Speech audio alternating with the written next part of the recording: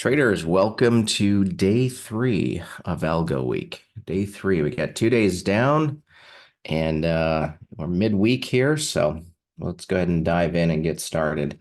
As you know, we can't guarantee results. The products and services are for educational purposes, and there's risk in trading. Please understand that. As much as I would love to guarantee that any templates we create are going to be make you tons of money without any issues. Of course, we can't guarantee that because we never know what the market's going to do tomorrow. Okay. All right. So we have covered the ATR vol. We've covered thrust. We've covered CWAP. We've covered hybrid. We've covered some additional concepts around the algos. Today, we're going to be looking at Springboard, which is price action reversals, and HFT, which is order flow. We're going to need to spend probably a good chunk of time on HFT. It's pretty involved, and so we'll spend a good amount of time on that one. Springboard's going to be pretty quick. So we'll start the morning off with Springboard, a little bit of light learning, and then we'll go into something deeper later on.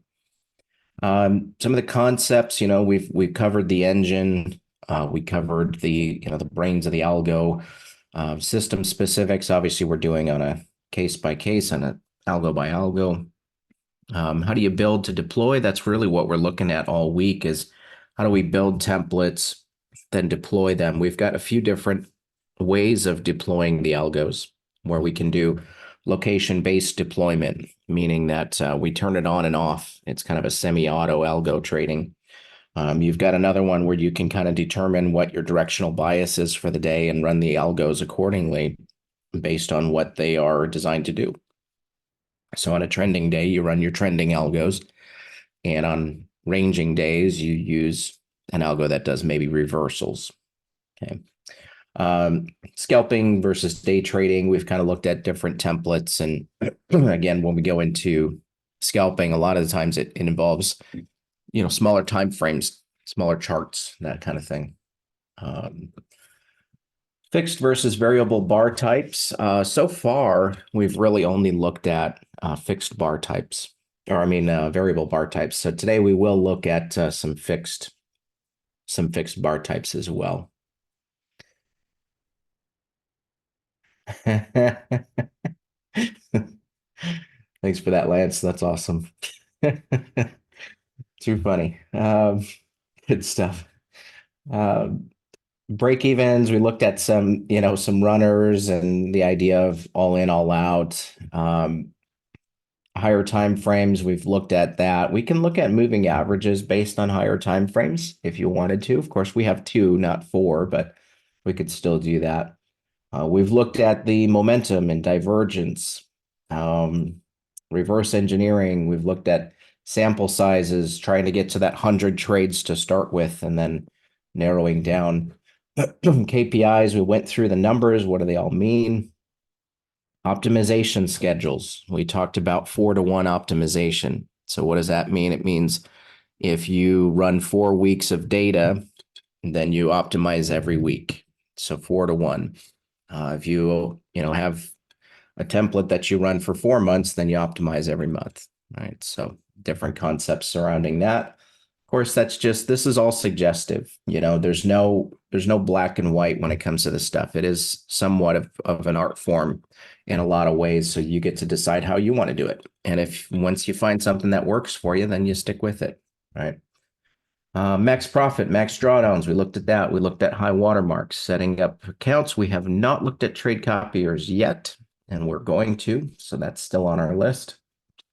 News, don't trade the news, turn it off. You've got a big day. I'm not really, huge on avoiding all of the news releases, but the equities tend to be a little bit more active off the news. If you have a really big news day, CPI, FOMC, rates, Fed funds rate, that kind of thing, probably good to not trade the algos those days, because you can't determine, with a likelihood or probability of, what's going to happen on that day. So, better to leave it off. So that's kind of the idea around news and fundamentals. and scaling money management. Another concept with leaving runners on. We can talk a little bit about some theory on that before we get started. Is a lot of traders like to leave runners, and it's a great thing to do. I think if you're trading your own money, by all means, leave runners on. If you're trading for a prop firm, my suggestion would be that you do not trade with runners until you have a buffer in your funded account and you're not subject to those drawdown requirements anymore. So if your drawdown is 2,500, let's say, then you have to have 2,600 in your account before your drawdown gets locked in at zero. Okay, well, really 100. So once you get above that number, your drawdown is locked in at 100. So anytime you get above 2,600, let's say you're at 4,000 now. Well, your drawdown's not 2,600 anymore, it's 4,000. So you have more breathing room if you want to leave runners on and do that. So, that's up to you how you decide to do that. But that's probably the best time to leave runners on is when you have that money in your account and you're not worried about, hitting that drawdown. So some concepts there. So we will look at trade copiers. How many of you have the ETP trade copier? Let me get a show of hands here. Anybody have the ETP trade copier? So we got one hand coming up. Yeah, I'll show you. I have it, but can't get it to work. Let's set something up because I think I can help you there, Phil. So let me tell you, I'm just going to kind of go off on a tangent here for just a little bit. The ETP trade copier is seriously badass. Like it is so incredible. Here's why. Aside from the fact that it works and you can copy your trades, which is a miracle in and of itself, you can connect to multiple prop firms. Let me repeat that. You can connect to multiple prop firms. You can copy trades across multiple prop firms, not just multiple accounts, prop firms. So if you have accounts with Apex and Bullinox and Lilu and Top Step and, any other flavor of the week, you profit and take profit and profit and profit Batman and I don't know, all the different flavors that are out there for prop firms. You can trade all of them at the same friggin' time. No joke. So pretty amazing. Something that I would Batman. Uh, multiple prop firms. You just have to have you just have to have they have to be able to connect to Rhythmic. Okay. So like Apex and Bullinox and all these take profit, you profit. Most of them are connecting to Rhythmic. And if you can do that, then you can trade them all at the same time. It's insane. The possibilities are incredible. So not true. So let's talk about that. So the idea there is, well, if you have Rhythmic, you can't do more than one connection. No, you can. You can connect to more than one Rhythmic at the same time. First of all, you can connect to more than one R trader at the same time. I don't know if you know that you can do that, but you can. The other thing is in ETP, the trade copier, you can connect multiple Rhythmics in the copier, which is why it works. Yeah, it's pretty amazing. So here's what you want to do. Okay, you go to the NeuroStreet website. Yeah, Lilu's changing things, huh? Go to About Us, and then you want to go to Partners. I'm going to paste the link here in a second, but we're going to scroll down. There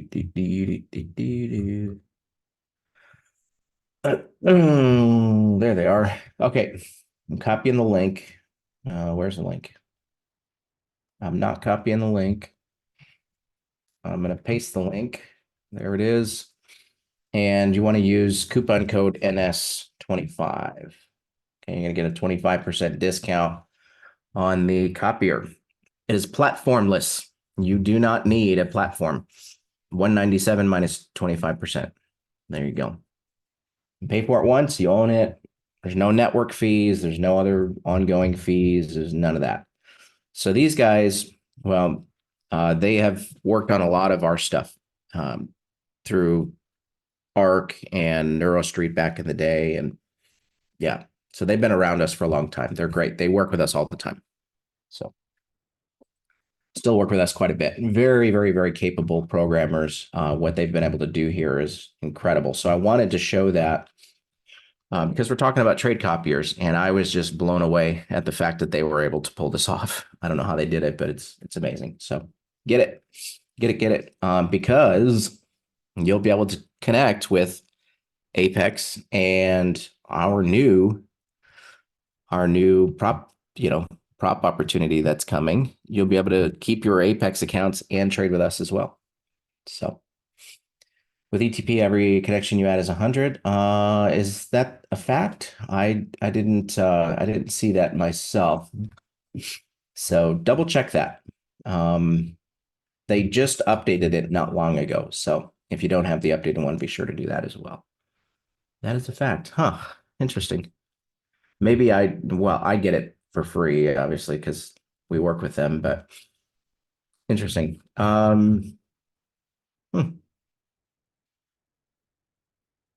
I mean, even still, $100 per connection. That's not terrible.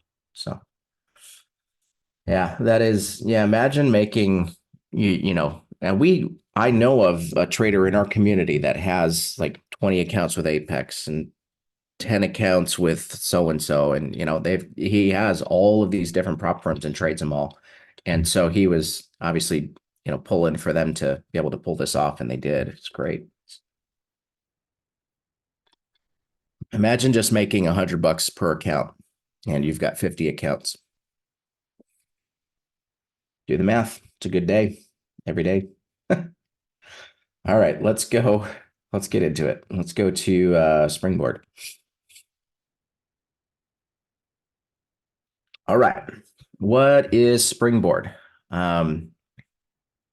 So let me start by saying I trade the Springboard signal just about every day. Just about every day. I trade it in specific locations. It works amazing in specific locations. I don't use it as a full algo, but I do trade this as a setup. So I know for a fact that it works. I trade it every day, just about. So what is Springboard? What does it do? Here's how it works. You have the high wick, lower high, lower high, lower high. As soon as you get a break of the lower high, that's the signal. So this is price action. It's pretty simple. There's the pivot, lower high, lower high, lower high, lower high, break. There's the trade. Okay. Pivot, lower high, lower high, lower high, lower high, lower high, lower high, lower high, break. Cool. That's it. That's how it works. Pretty straightforward. So on the longs, we're trading the break of the lower high, break of the previous high, enter long. Cool. Simple. On the other side, we are trading the break of the higher lows. Okay, so there's pivot, higher low, higher low, higher low, higher low, higher low, break. Giddy up. Let's do this. So this is a reversal type of strategy. You can use it for trends. Here's my thoughts on this, guys. My thoughts are use a high number of required bars. So you can set how many bars does it take before you can trade the break. Because you don't want to be like, oh, I got 1, 2 break, 1, 2 break. You're going to be trading everywhere, all over the chart. But let's say you set this to like 5 candles required. What that means is you need at least 1, 2, 3, 4, 5 lower highs before you trade long. You need at least 1, 2, 3, 4, 5 higher lows before the break. what you're doing in that sense is you're requiring the market to move up so far before you're willing to trade the other direction. That's going to give you more likelihood that you're trading either really deep pullbacks or reversals. Okay. We're also going to look at another way to program this to where you can be trading reversals, which is going to be pretty cool. So we're going to look at that together. Why did it close so soon? Yeah, there's so much more room to move, right? Um, I think this is one that you could look to leave a runner on for sure. Maybe you use it with, some other bias or something, but yeah, the stop goes above the high right there. So the entry is right at the break. You set how many ticks it needs to go down. Like if the high you need to break is here, how many ticks above do you need to go before you're going to enter? Like you don't want it to go, one tick. Maybe that's too aggressive, right? So you can set that as well, which we're going to go through. But yeah, I think this one definitely has some opportunity to really take a run and keep going. So that's it. It's pretty short, sweet. Let's go through the settings and talk about how it works. Um, let's see, it's this one. There we go. All right, so let's pull up a chart. We're going to be working on ES today. We're going to pivot to ES. So let me grab a chart. ES. What is this, a 1 minute? I think it's a 1 minute. Yeah, there's a number of different filters for direction. Of course, you can set it to only long or only short. Yeah, 1 minute. So one thing you can do is long or short only if you want. So let's go into it. I'm going to pull up the strategy.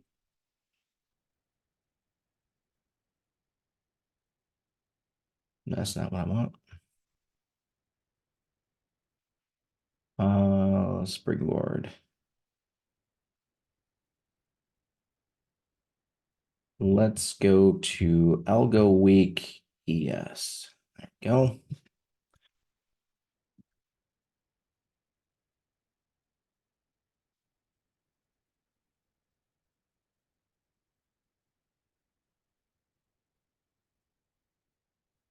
Cool deal. No trades. This one didn't have a lot of trades actually, now that I think about it. This is the unicorn. That's like 8 consecutive higher lows type of thing. Yeah. The other one, the Nasdaq, is more active. I mean, it's one strategy where you only take maybe one trade a day, but Yep. it's a killer trade. Yeah, for sure. No, that makes sense. All right, so let's go into. So I guess I lied. Let's go to NQ and see what we get. Let's go there. The first thing I want to do is take a look at the template. Is it MNQ? It's NQ 750. So let's pull that up. Let's go NQ.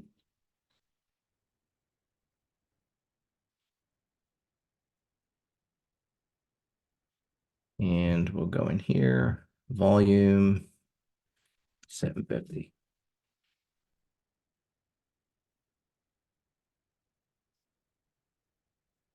Okay. Let's pull up that template. 25. Cool.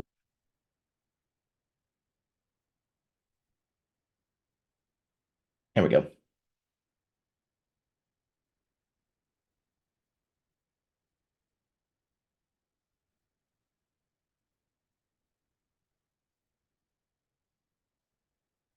Hmm.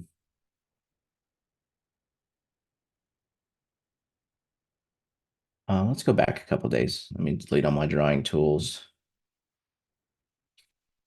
All right, cool. So how does this thing work? Again, we're looking at, we've got higher low, higher low, higher low, higher low, break. There's your trade. Okay, lower high, lower high, lower high, break. Higher lows, break. Lower highs, break.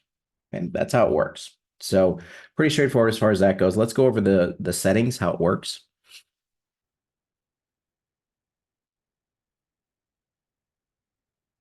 We'll load the template again. All right. So minimum consecutive bars. So that's what we were talking about, where you're going to require a number of lower highs or higher lows before taking the trade.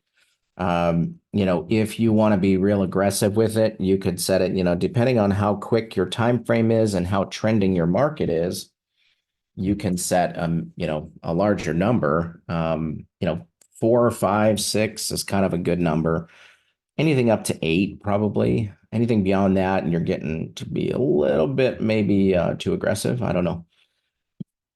Entry offset is telling us how far beyond the wick do we need to go? I know it's really small, I'm sorry. But if this is our signal, this is our candle, how far below this wick do we need to be before we are willing to enter? So, if this is 0 and then this is maybe 4 and then 8, whatever the case. So this is saying it needs to break once it breaks, 4 ticks, or if you had it set to 4, it would enter. In this case, it's set to 20. So it has to go 20 ticks the other way before entering.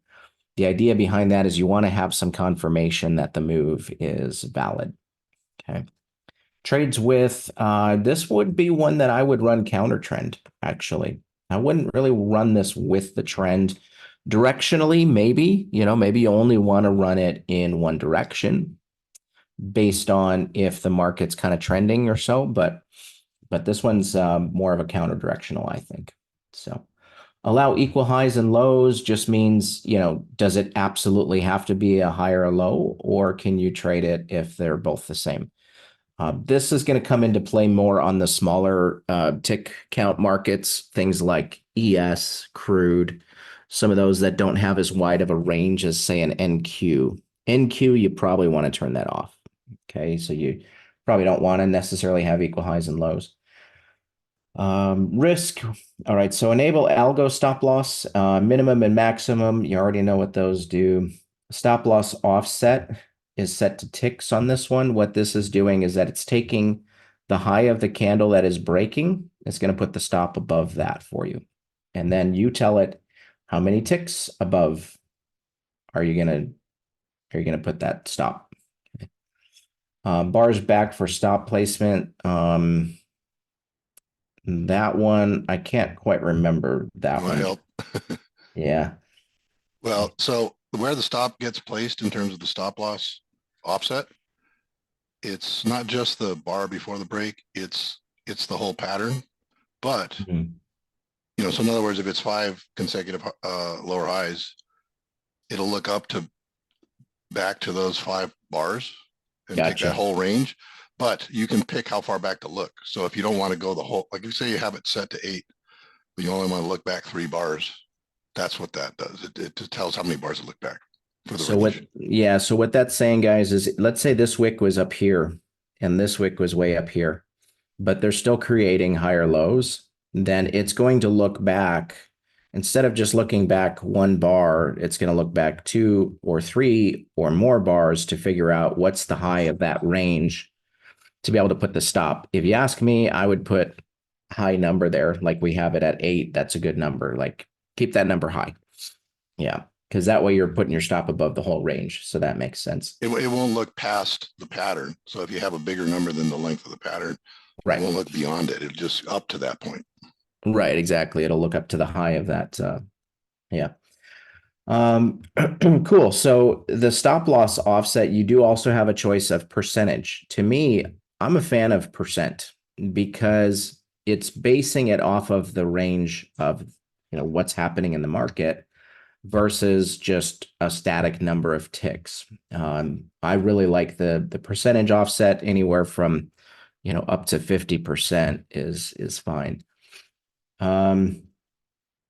Risk reward, and this one has a really tight profit target, which is fine as long as you've got a very high win rate, of course.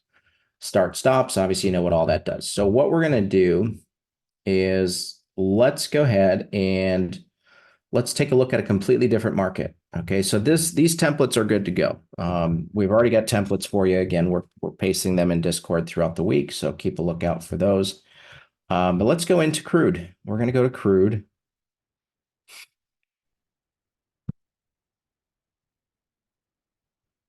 Let's start with a 1 minute and just see what it looks like first. And then I'm going to completely redo the template. Hang on a second. New. I'll pull up my little account data thing here so I can turn the strategies on and off real easy. If you missed that, holy smokes, we got a lot of them in here. Every once in a while, this will happen where you get like all these random algos that are mysteriously there. Just delete them, you know. Um, so we've got this is our algo. If I hit enabled, it's just going to disable the algo. So this is an easy way to enable and disable the algos. I always suggest if you're trading algos, have this on another window so that you can always, go back to it and enable and disable your algos if need be. Let's say you've got, you have to hit flatten all because maybe your trade copiers are going crazy or something. Who knows? Then it's going to disable all the algos. So you have to re-enable them. And that's a quick way to just click them back on if you want. Okay, so let's look at crude. 1 minute, definitely too busy. Let's go to a volume chart, see what that looks like.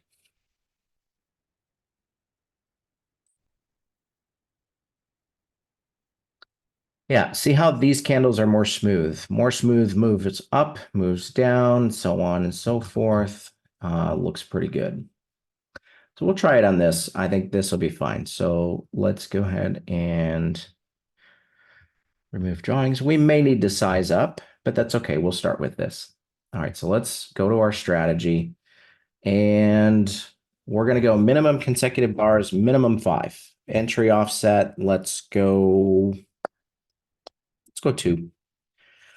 Equal highs and lows, sure. Long and short, fixed cost. We're just going to do 500.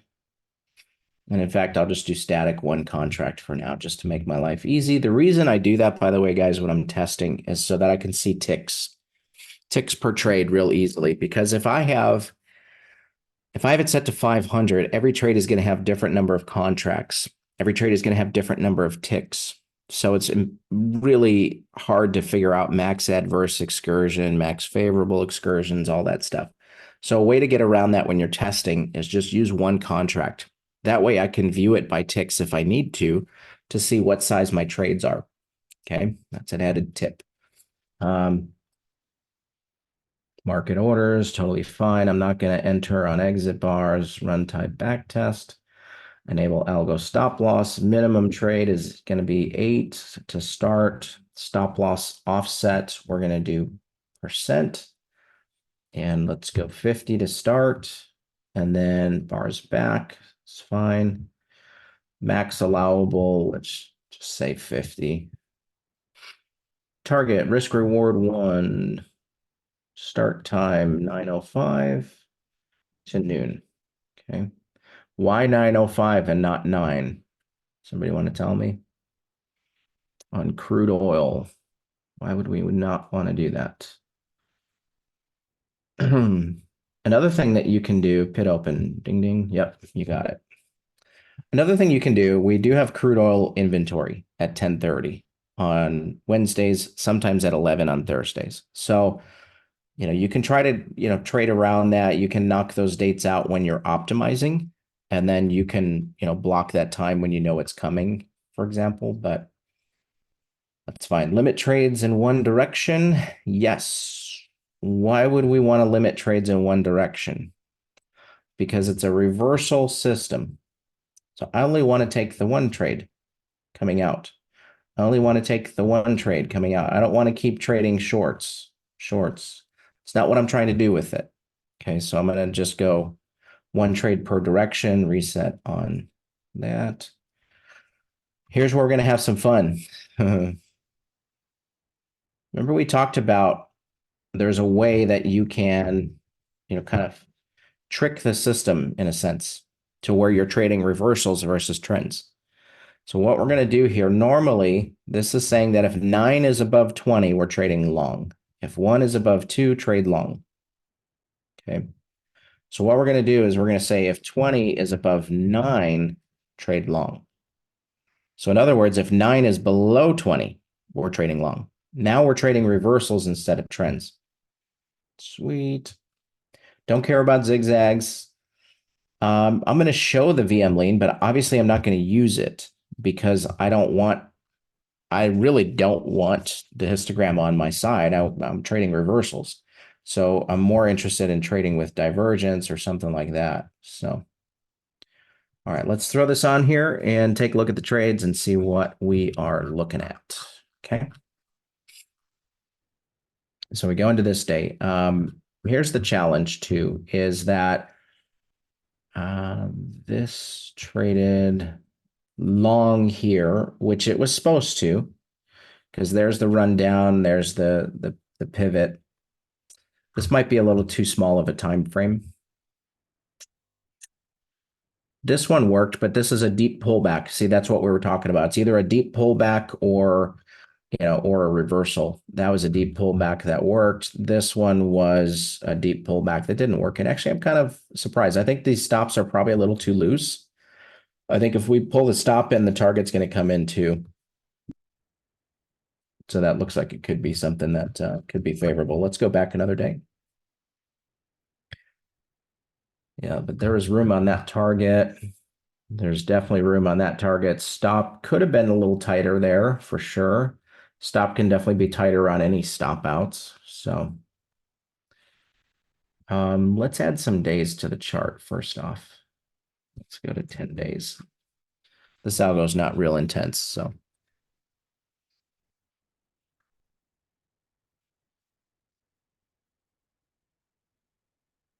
Yeah, stop could have been tighter. Target could have been looser. Stop could have been tighter. Stop could have been tighter. Can you set break even? Yes, you can. Absolutely. Yeah, stop could have been tighter there and there, definitely there. All right, so we know we need to set our stops more tightly. So let's take a look and mess with that first. So let's go to like 20%, see what that looks like. Because I know I'm not going to want to do less than that. So let's check it out. Let's pull this up and just get that out of our way. Okay. So already we've helped our cause, right? We took a target on that instead of a stop out. We took a target here. It was real quick. Had we set a bigger target, we would have still been in this trade. We would have not taken that stop out. So what we could do in this case is try something different. This one just missed the target. We can go a little bit tighter, maybe. Even still, the 20% looks good though. Let's keep looking at some more trades.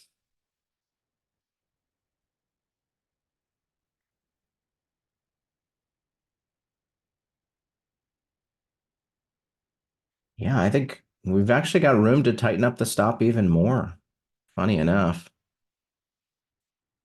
This one was a tough one though, because if we had it a little bit looser, then we would have hit.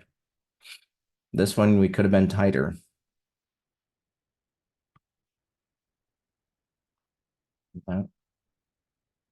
Good. Yeah, let's tighten it up a little bit more. Let's go back here. Let's go to 10.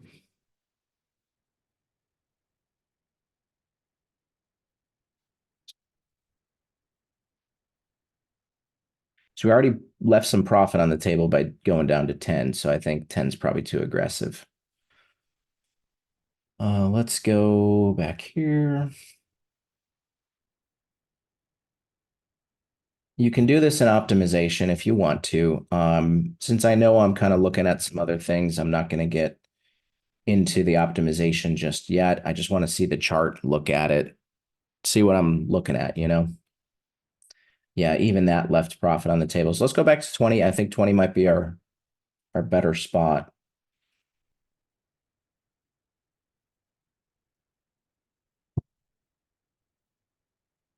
Okay, let's do that. Yeah, so we got a little bit more profit there. Cool. The other thing we can do though is we can set a bigger target and see what that looks like on these. The first thing I want to look at before I get into all that, though, is I want to kind of look at location. Am I trading in the locations that I want? This is, a great reversal trade. I don't have any issues with that. This is a deep pullback, looks great. This is a reversal off of a lower high retest. I love it. It didn't work. Okay, life goes on. This one, really deep pullback off of a liquidity sweep. It's a great location. This one's a great location. This one is a higher low retest, so I love that one. Just didn't hit target.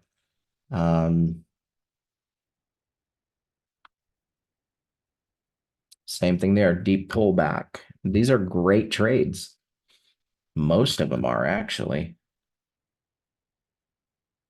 Not really seeing any that's jumping out that's like, I don't really like that one. Even that one I like. Yes. Yes. Cool. No, this looks good. So we got three different ways we can trade with algos, right? What are the three different ways? We've got one, active, which is going to be semi-auto. What that would look like with this algo is this. Support. Turn it on to go long in that location. Resistance. Turn it on short in that location. That's one option. The other option is divergence. Turn it on long in that location. Okay. This one did not give enough candles to be able to get the signal. If you are using semi-auto, you're going to use a lower number of bars required. Why? Because you're turning it on in the right locations. So let's say you're coming into here and you're looking at it and you're going, I'm starting to get divergence, but I don't really have enough bars for me to consider this divergence yet until you get to here. And then you're like, okay, now I've got enough bars for divergence. I'm going to flip this thing on. Okay. So you turn on the algo and you've got pivot, 1, 2, 3, break. That's a great trade. So you would set it to 2 or 3 if you're using it semi-auto. Okay. So use a smaller number because you're using location-based deployment, right? So semi-auto is active. That's one option. Option number 2, directional. You're deciding for the day, what is my market? Am I directional or am I oscillating? And then you turn it on oscillating days. Or on directional days, you turn it on only in the direction. So if it's trending long, you say longs only for the day on this one. Okay. Then what happens is as you're coming down on the bigger time frames, on the lower time frame, that's a reversal, but on the higher time frame, it's a pullback. Okay. So use a higher time frame to determine direction in that case. The third option is through optimization. And then you always optimize your templates and you just run it and you don't worry about direction. You don't worry about semi-auto. You just run the algo. Okay. We have templates built out that are already optimized for just that purpose. Okay. Because we sell algos. Most algo traders want to just turn it on, get good at optimizing, run a few algos and go about their business. Other algo traders might want to be a little bit more involved. I want to figure out what direction we're trading. I'm going to deploy it that way. Other traders like to be more active. They're sitting in front of the screens anyway. So they're going to tell the algo when to go and when to stop. Okay. 3 different options. So we've already talked about location based. So what kind of locations can you look at doing? And how do we know directional? Well, let's go into crude and I'm going to pull up a new chart. Not in a tab, actually. Let's go new chart. Let's go to CL. They're all in Discord. All in Discord. Okay, I've got here a 5-minute chart. This is a 400 volume. It's about the equivalent of 1 minute. 5 minutes chart here. Let's go ahead and add some indicators. I'm going to do swing structure. We're going to set this to 3. And then let's add some EMAs. Okay, we'll go 25, 50, 100, 200. Some of you have already seen this. Some of you might have missed those days. So we're going to go through it again just for fun. Okay, so if we're coming into today, what is our market doing? Are we trending or are we oscillating? Who can tell me just by looking at the chart? What are we doing today?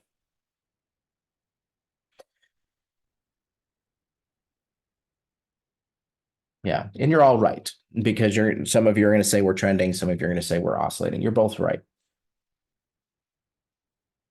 Based on market structure, we're trending. Based on the EMAs, we're oscillating. But we're kind of right about to start trending on the EMAs. So how do we know? Here's our high. We broke through the impulse down. So here's our wave 1, 2, 3. As soon as we have 1, 2, 3, we're trending based on structure. Just think of it. It's as easy as 1, 2, 3. 1, 2, 2, 3. We're trending. Okay. 1, 2, 3. We're trending. Cool. So based on structure, we're trending. Based on the EMAs, what do we got here? Let's nail them out. I know I don't have different colors here, but this is 200. This is 100. This is 50. This is 25. So up until this right here, we were trending long. As soon as the EMAs flip, we are now in oscillating territory until all of them switch over. So this is our 25, which is the lowest. It's usually always going to be the case. Sorry, this is actually 25. And it needs to get below this one, which is the 50. So we are not yet trending based on the EMAs.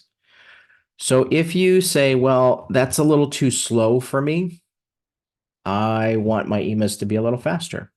Cool. What you can do is you can come in here and you can go to 400 volume. And now you're trending. So if you would rather just use the same chart with the EMAs are going to be a little bit slower to get to the party, right? You could have this chart with your EMAs, and you could still have a 5-minute chart that has your structure. And then the structure could say, yeah, we're going short. Let me see if I can pop these out. Actually,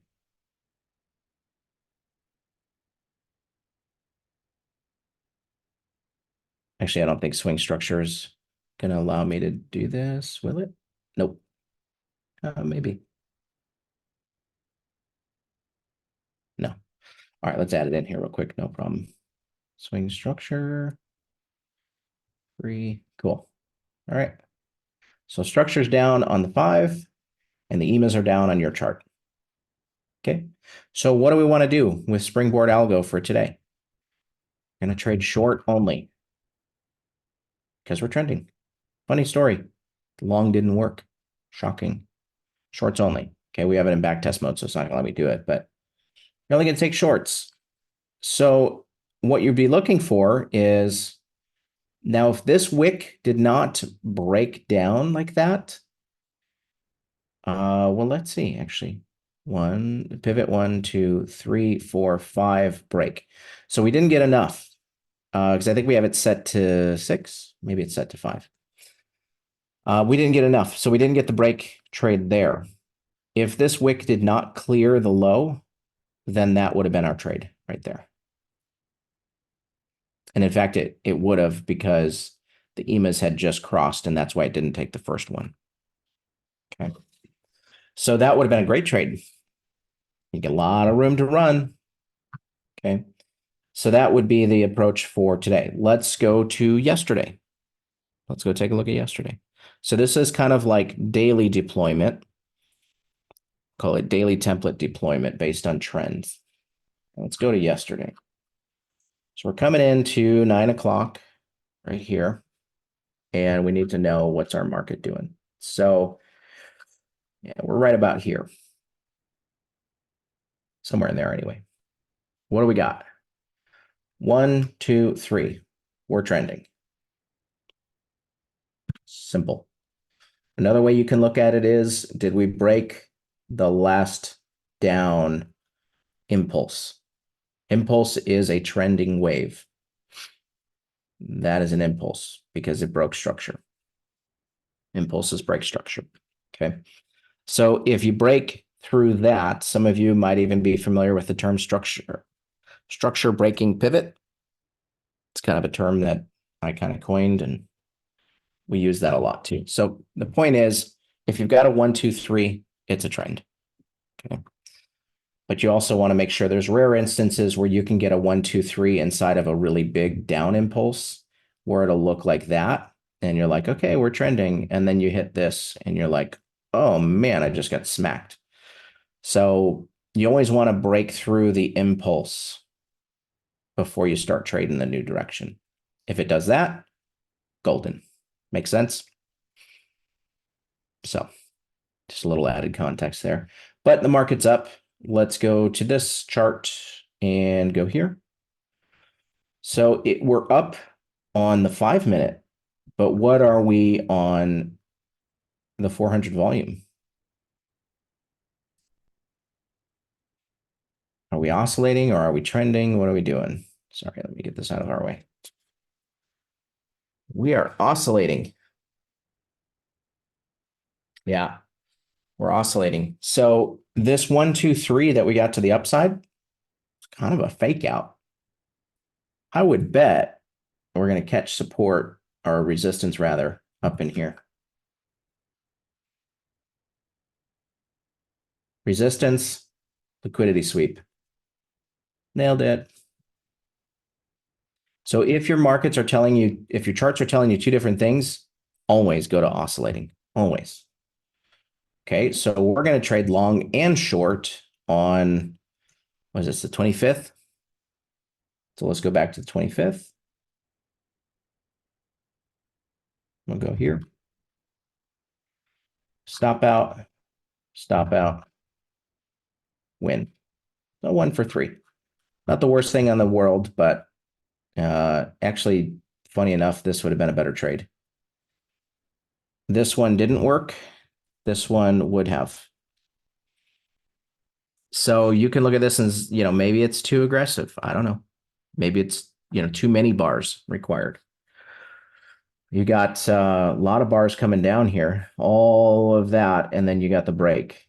Maybe the break point is not big enough.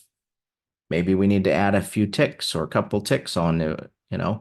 This one barely got stopped out. So maybe the stop's too tight, that kind of thing. Maybe this one was a little too aggressive. Maybe we need to set a larger minimum stop so that we can avoid this trade. Actually, I'm curious about this. Hang on a second.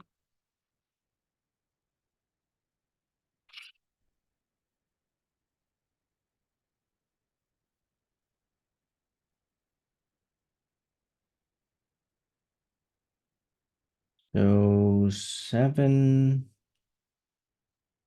to 16. How did that happen? Okay, that's not actually what I want it to do.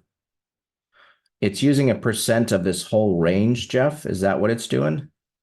Well, I think you have it set to what? What's your consecutive Percent. bars? What's your consecutive bars? I think it's set to 6. Yeah, so it's a 5. pretty big range, So it's and you're adding percent of that 20%. range, not the pattern. Yeah. Well, Okay. yeah, you have the look back to you're getting all 5 bars. So it's go 5 bars back at that range, add 20%. Okay. So Gotcha. you can tighten it up that way.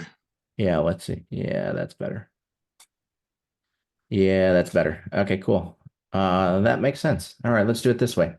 So we'll go 2 bars instead of 8. I had misunderstood what that was doing. There's a lot of algos, guys. Jeff's the only one that knows everything about them. Sean doesn't even know everything about him, I bet. 2 bars, minimum allowable 10. Let's bump that up a little bit, see what that looks like. Shazam. Yeah, that's more better. It's more better. Cool. Yeah, see now we got win, win. See, that's what I'm talking about. This is why we do this. This is why we go through and look at it over numerous days to figure out, well, what works and what doesn't. My God, they're all working. Look at this. This is insane. There's like 10 in a row before we found a stop. Now we got a couple stops. This is great. What's your win rate? I don't know. I haven't looked yet. So sweet. All right, let's go into performance. Yeah, I mean, it's kind of hard to shake a stick at that. I mean, 75% is great. So sweet. Okay. Nice. Yeah, that works, right? So this is the idea of daily based, daily deployment based on, based on how you want to run it for the day. So we've looked at two options already. We've looked at location based. Let's dive into that some more. Okay. Um, how can you find locations and where to turn it on and off? I'm going to give you practical applications on that. Okay. How many of you are familiar with VWAP? Anybody anybody like to trade with VWAP? Yeah. Yeah, we know VWAP. We love it. Okay, let's do this. What I'm going to do now, this is kind of what I had it set to. Let me save it first because that was pretty sweet. Let's go to CL. I'll just call it this. That's fine. Update that. Yeah, so that was based on I'm running it for the day based on the direction of the market. Okay, that's what that was when we just looked at. Now we're going to look at semi-auto. Now remember, on semi-auto, I want my consecutive bars to be smaller because I'm telling it when to trade. I just need the algo to do the hard work of getting in and out of the trade. Okay. But I'm going to actually turn it on and off based on where I want to trade it. Okay. So let's turn this on. So I've got it down to two bars required. Now you're going to see trades all over the chart and it's going to look terrible, right? And you're going to go, oh my gosh, why would I do that? Well, because you're telling the algo where to trade. So we go in here and we add a daily VWAP. Okay. Let's take a look at this. There it is. MTF VWAP. Okay.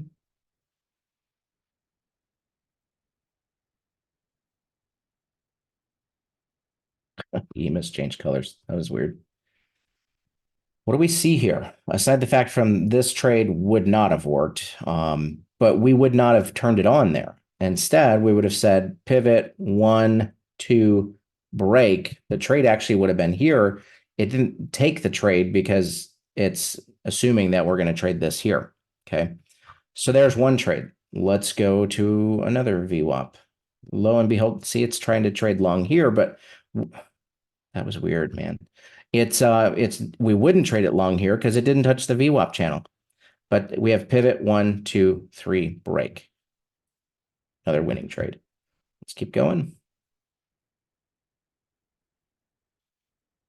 Look at that one. Oops. There's a trade off of VWAP. This one's too late. It's afternoon. Pre-market. You like trading pre-market on crude? Some people do. There's one. There's another one. Are you seeing something?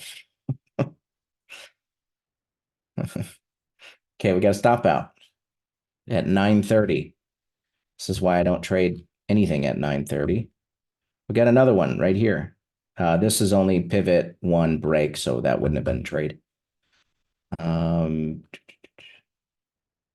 cool. This one right here, but it was too early, so it took it later. Another winning trade. This one tried to get long, but we wouldn't have turned it on to go long, right? There's one going long right here. There's another one going long right there.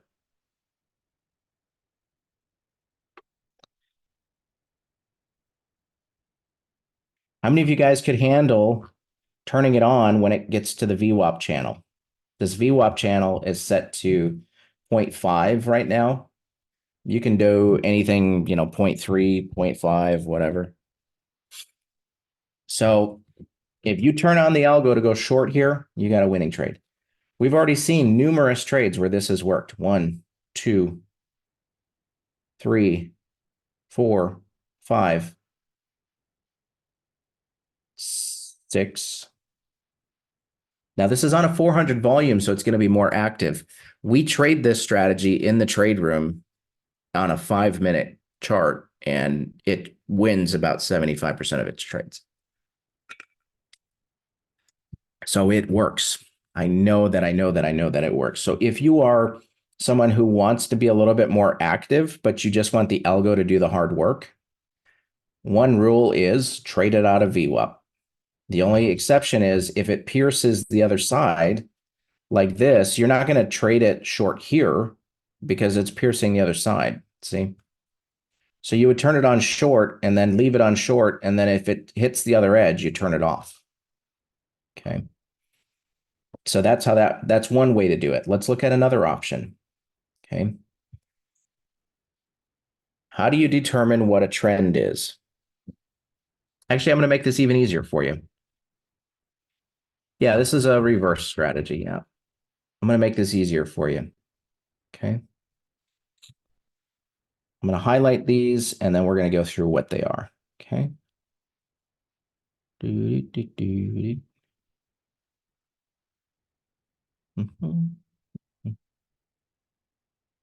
Some of you could probably already tell what I'm doing.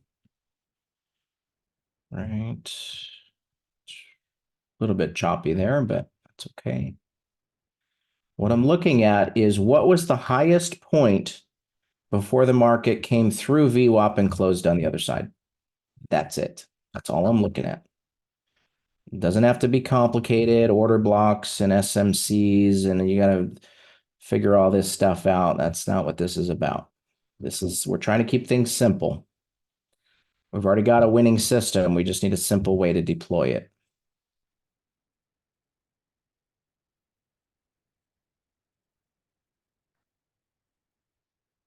Okay.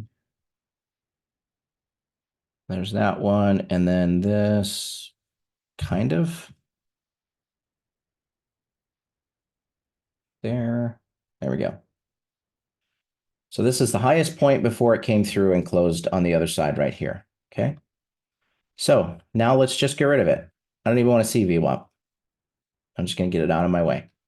Now what we're going to do is we're going to find those spots and we're just going to highlight the bar that created the low. Bar that created the low is right here. Okay. Because that's the low and this is the bar. What bar created the low here? It's this one. Frame it in. What bar created the high? Right here. Which bar created the low? And then let's keep going. There we go. That one and that one. And this is a little choppy in here. Frankly, I would just delete these out. We're looking at support resistance, right? Hit my take profit short. I'm in Q2. Yeah. I know you love those big round numbers. There's one.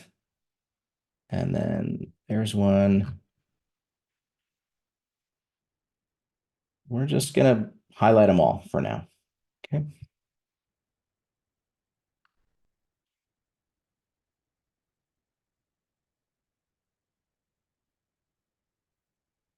Now I realize a lot of these are starting to overlap, but that's the point. It's the point that I am trying to make here. You will see this when we zoom out and you'll go, oh, okay, I see what you're getting at. If it's a really small bar at the low, I usually like to include one more. This doesn't have to be like super scientific here, guys. Just frame them in.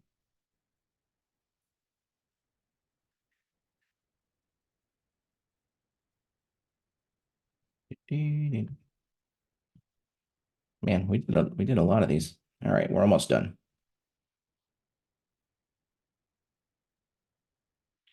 We'll leave these on though, because we can use this on HFT as well.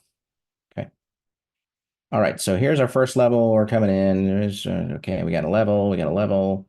Okay, we turned it on to go short. Did we get a trade? No. Cool. So what do? We'll just delete it. We don't need to keep it there. We didn't get a trade. Cool. Next, keep going, keep going, keep going. And okay, we came through here, didn't get a trade. Cool. Delete it. Came down, came up. Look at this. Can you see it? Can you see that? What happened there? Oh my God, we got a beautiful trade. Look at that. It's just beautiful. Right out of resistance. So we've used resistance. Adios. Done. I deleted a couple of these circles. That's okay. That's fine. We're coming back in. We turn it on. We didn't get a trade. Cool.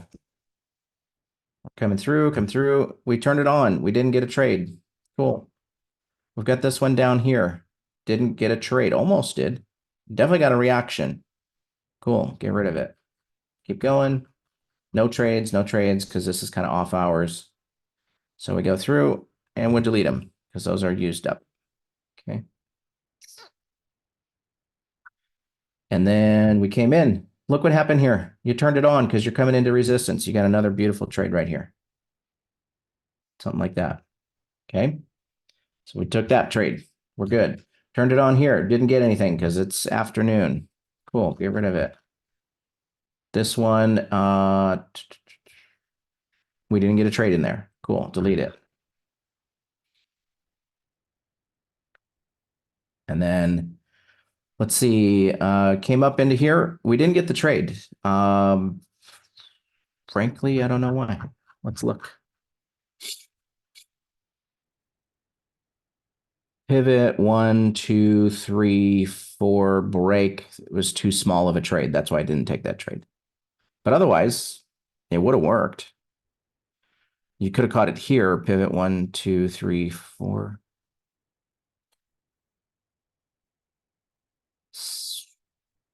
This is 6 ticks. So yeah, 20% would be 8. So yeah, it was too small of a trade. Definitely would have worked though. Definitely would have worked. Okay, we came in here, no trade, probably too small. If it sweeps a little bit past your support, don't let that freak you out. There could still be a really great trade because bear in mind, that's what we would call a liquidity sweep. Okay, there's a big move down, but this is afternoon, so no trade there. Okay, so we get rid of it. Now I deleted a lot of these already, but you were seeing how numerous levels were, just stacked up on top of each other over and over and over again, right?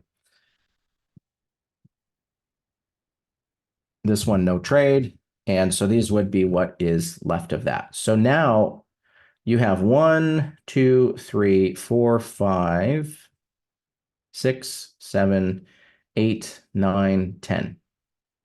So you've got 10 trades in there. And I think there might have been one stop out. And there's like 10 wins. How many of you guys are good with 10 out of 11?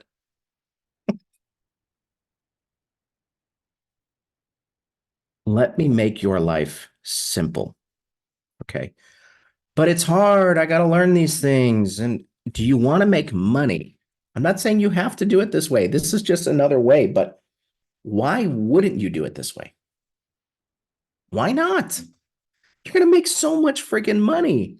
You could do this in an hour a day and just turn it on from 9:05 or from 10 to 11. 10 to 11 is probably the sweet spot, honestly.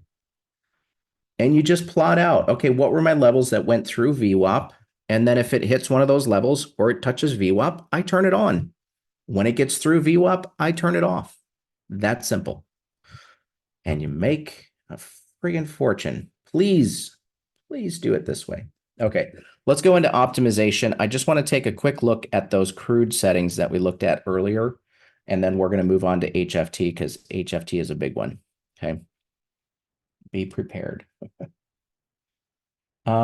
let's see. We are on the Springboard. Let's go load CL. All right. Come on now. Now, why would we want to trade reversals on CL? Who has some idea as far as that goes? Why am I looking at crude for reversals?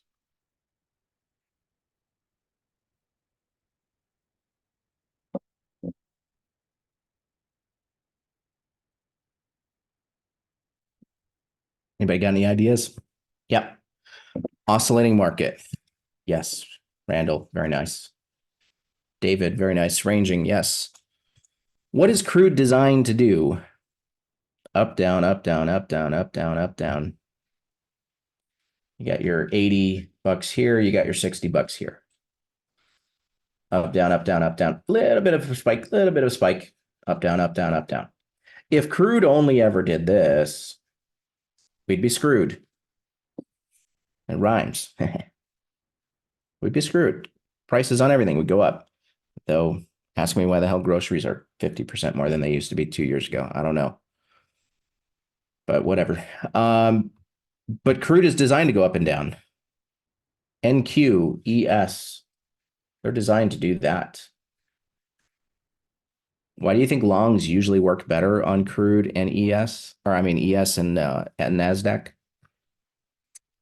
Funny thing. All right, so let's go in here. So we've got some losses coming in. It's not as, did we pull up the same ones? Let's go back here. Hang on. 5, 2, yeah, 1. I think this is parse back 2. Yeah, it is. Okay. That's fine.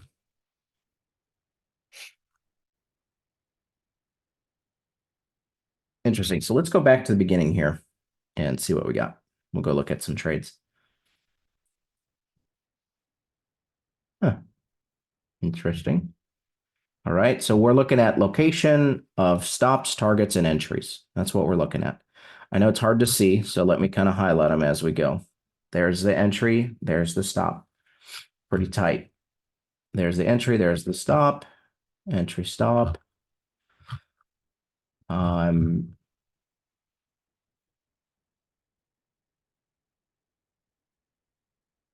Go in here. That one looks good.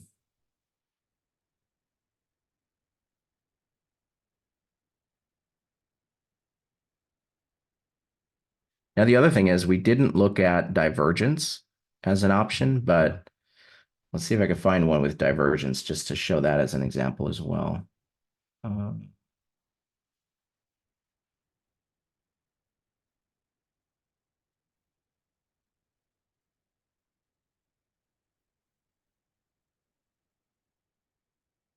Yeah, here's one. So there's our divergence. Higher high in price, lower high in momentum. That's divergence. So momentum is going down even though the market is going up. That's the trade there. You notice how this one you got in, it came up further, and then it finally went. Well, why would you want to sit through all that if you can get in here and have a straight shot, right? So that's an example of using divergence as an option to turn it on as well, which frankly will work fantastic. Here's another one. Could have had a great trade there. It didn't match the requirements because there wasn't enough bars. But here's the thing. We have other algos. Ready, set. You know, could use a ready set on something like that too. So there's other options there. Yeah, some of this is pretty noisy. Yeah, we'll need to do some optimization on this to get it, quite right where we want it. But it's a good starting point, if you were wanting to really kind of optimize this. Optimization takes time, and that's that's why I'm not really spending a whole lot of time doing that in these sessions, because it probably takes us half an hour minimum just to do a basic optimization. And for the sake of time, I'm trying to really just give more concepts and training around the algos and how do you use them and that kind of thing. The AMAs are great for learning how to optimize each system. And they're all recorded, obviously. So, but you could optimize. This one actually is not terrible to optimize, though. You could do consecutive bars anywhere from 4 to 8. Entry offset 2 to 3. You don't have to get real detailed there. Minimum stop, I would just leave at 10. And then stops and the stop placement, bars back, these you'd probably want to optimize. We can look at time of day even. Let's look at that. Here's the other thing that we're running into though. Remember, Wednesdays at 10:30 and Thursdays at 11, there's going to be the inventory reports. And so you kind of have to work around that stuff too to figure out, well, what's going to work for you and what's not. So that's a factor for sure. Yeah, so it looks like, really 9:30 and on. I would probably say 9:40 and on, but there's a lot of trades coming in at 9, that 9 o'clock half hour. So anyway, so that's kind of some yeah, and crude goes nuts off the reports, usually, not always, but usually. So don't try to bank everything on those. Anyway, so that kind of gives you an idea there. Let's take a quick break, and then when we come back, we're going to look at the HFT together. Okay, so we'll take let's take a quick one. We'll come back at 10:20. We'll be back at 10:20. Be right back.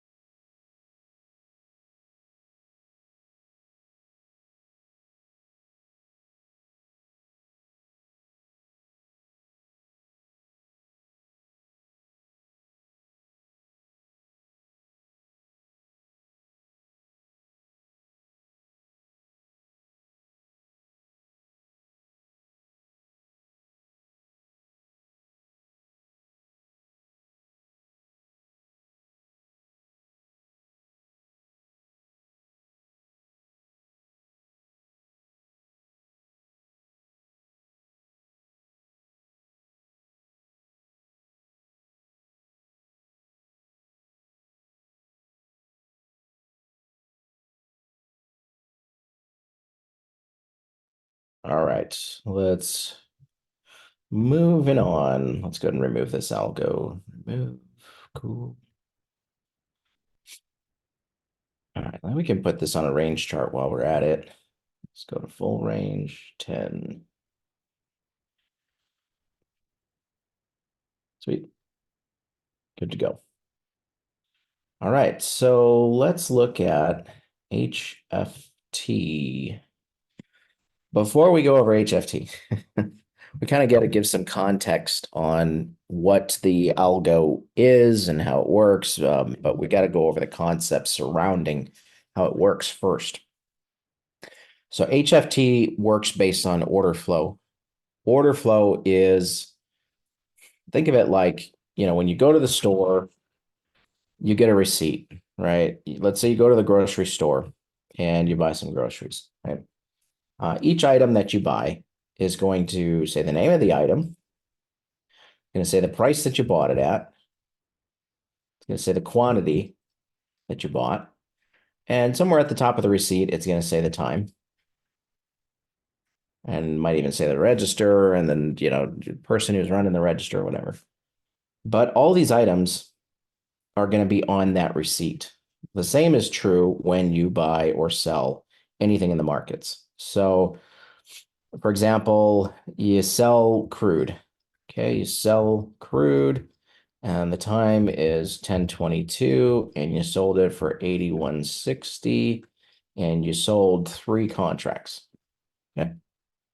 That shows up in what is called the time and sales. What is time and sales? It's that long ticker. I call it the ticker tape or whatever the case. It's the orders that are coming into the market. Order flow is that. Order flow is orders that are completed.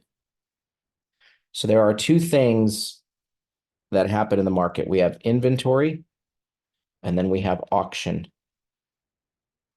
Inventory is pending orders. Auction is completed orders.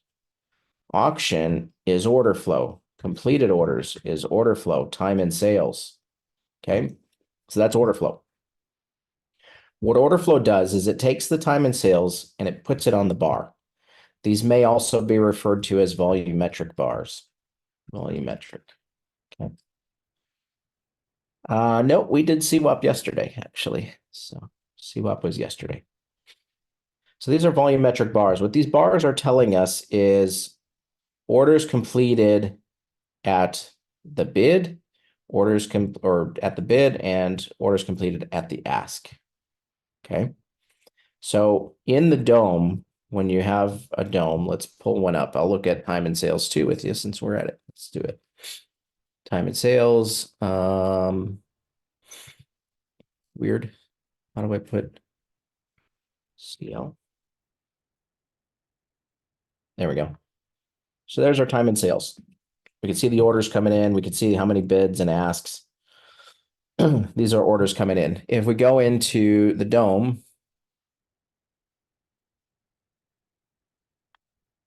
we'll set this to crude as well. Okay. Here's the orders that are pending. Okay, we can see the pending orders below and above. Now, I only have level 1 data, which means I only have the bid and the ask. If you have level 2 data, then you're going to have usually 10 to 20 levels deep on either side. Level 3 data is all of the inventory. Level 4 data is stops and iceberg orders. We're not going to get into that today, but there's 4 levels of data actually. So yeah, so that's what's happening in order flow. The orders are coming in, and then what it happens is it puts these orders on this volumetric bar. Okay.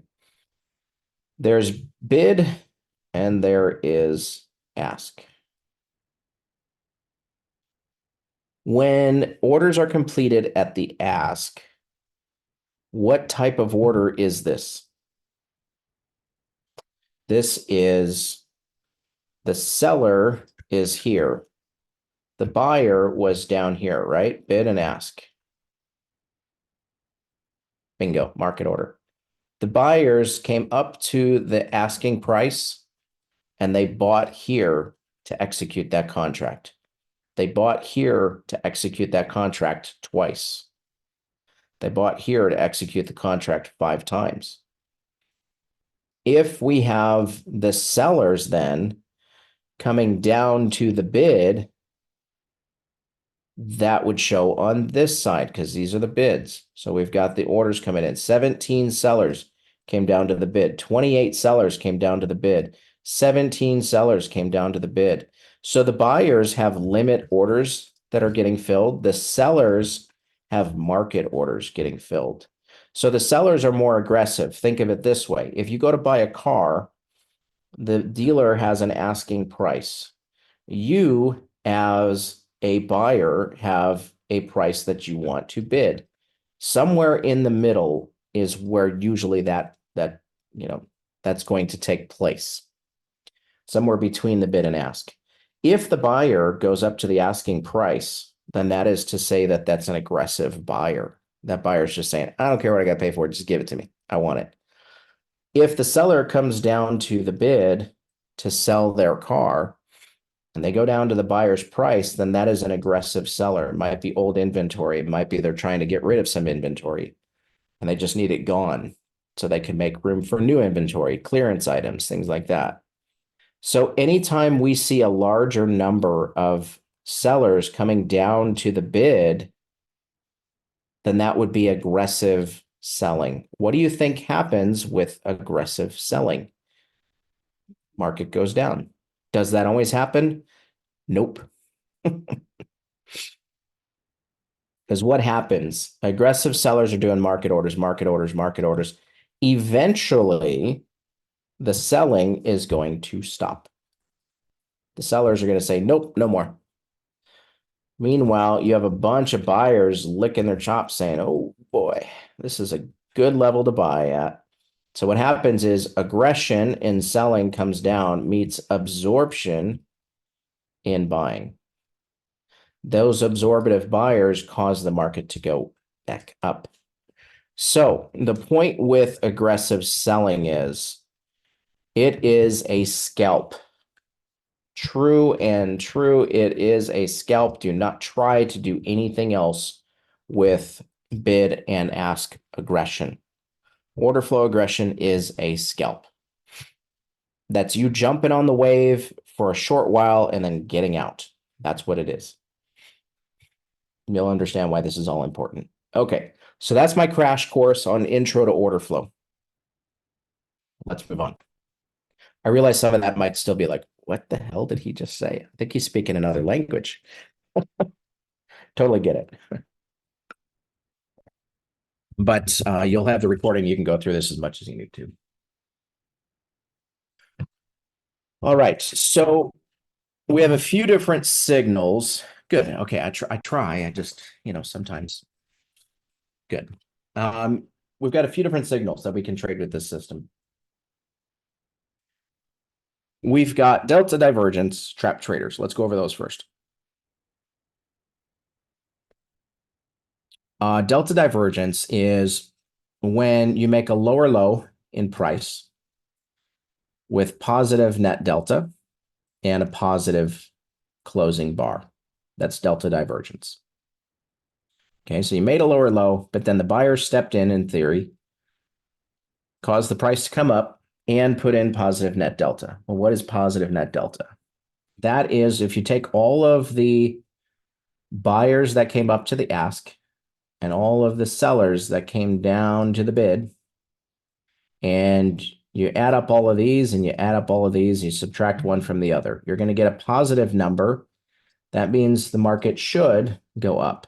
Positive number, market should go up. Does that always happen? No. If that was that easy, we'd all be millionaires. Some of you might already be, but we'd all be living fat on the land. All right. That's not always the case, right?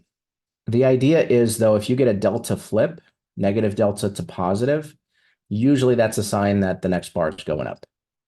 Positive to negative, usually that means it's going down, but in this case, it didn't. So it's not that easy, right? Yeah. So it's not that easy, but it is important to know this stuff and how it works. That's a delta divergence signal. Then you have trap traders. What does that mean? Let's find one. Here we go. And here, I think it's this side actually, not the other. On the left Yeah, it's this side, for right? long. Yeah. Yeah.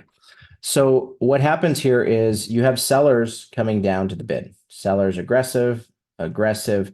Do you see how those numbers start to taper off? 211, 183, and then 2. That is like the selling stopped. And I was like, gotcha. What happened here? Buyer stepped in, said, no, I don't think so. We're going back up. Okay. But the signal is if you have orders that are tapering off like that, that's trap trader. Okay. Personally, I don't like to trade one or the other. You can trade them both together, though. You can combine those into one signal and require trap trader and delta divergence on the same bar in order to trade it, which is going to give you a better edge. Okay. So I would trade those together. Stacked imbalances. What this is saying is that there are multiple levels where the buyers aggressively went up to the bid to buy or to the ask to buy. And so when you have multiple levels where the buyers are jumping in, taking the market orders, usually that's a sign of what? If you've got numerous levels like this getting hit where the buyers are aggressively entering market orders, what do you think is going on there? Anybody have some theory as to maybe what's taking place? Buying, chasing, what else? Trending, aggression. Think a little deeper. When the sellers put in a stop order, where do they put the stops? What is the stop order here? It's a buy stop. The stops went here. The market makers say, awesome, I'm taking that order. So they're going to sell the other side of those stop orders. Usually, not always, what happens is you get aggression, aggression, aggression. Institutions come in with their orders. Market does that. So if you're going to trade stacked aggression, trade it for quick trades. Quick trades. You can choose to listen to that. You could choose not to. It's up to you. But I'm telling you, you're going to have more success with quick trades on those. Very much so. Cool. Not that I've been trading order flow for like 5 years, but anyway, trust me. Okay, so here we go. Aggressive selling, aggressive selling, aggressive selling. Location, location, location. If you're going to trade that as a signal, location is everything. So if you're not going to use location-based deployment, intent, scalp all day, every day, twice on Sunday. Scalp it. Do not go swinging for the fences on these trades. You're not going to get it. It's not going to be sustainable. Okay. Quick trades. Very, very quick. That's my 20 cents worth. All right. So that is one signal. So now we've got two different types of signals. I like to look at this as one signal personally. It is two technically, but trap trader and delta divergence together. We've already looked at that. Okay. You can combine them. Okay. This is where it gets interesting because this algo will actually freeze the tape once the signal appears. What that means is when you get stacked aggression, the bar is going to freeze the print because what happens is this bar may show aggression here, but then once it closes, notice how this bar no longer has the stacked aggression here. So while everybody else is waiting for that bar to close, they don't take a trade. Meanwhile, you've already scalped that and taken a quick profit and you're moving on to the next. So this is what makes this algo so unique is that it will actually freeze the print and you can take trades based on as they are coming into the orders, which is what we're going to look at as well. Okay. Trading stacked imbalances. You notice how it freezes, right? If you don't freeze it, there's no trade. Okay. We're also going to look at additional signals, but I actually didn't have them in the presentation that I copied this from. So we're just going to go in and look at it. We're going to look at several different ways that you can trade this. And I assure you, we will take all hour and a half to do that we have left. So let's dive in. We don't want to waste any time here. So let me pull up another chart. And we'll pull these up on another chart here. So this is, I think this is ES37 range. So it's a bigger range candle. It's pretty big for ES, which is fine. This is about a month's worth. We got 128 trades. We've got 1.8 profit, decent drawdown, great profit compared to the drawdown. This is trading how many ticks and how many contracts? We've got 2 contracts on the E-mini, 19 ticks, so we can do the math on that. 19 times 2 contracts times 1250, that's 475 risk per trade. Okay. Now this one is static. There's no like sizing your trades differently. Frankly, you don't need to because you're on a range chart anyway, so don't worry about it. Cool. So that's good to go. So let's go ahead and actually, I'm going to look at this on NQ. I'm going to change things up a little bit here on us. We're going to pull up a chart of NQ. We're going to go to a 40 range. We'll look at it this way.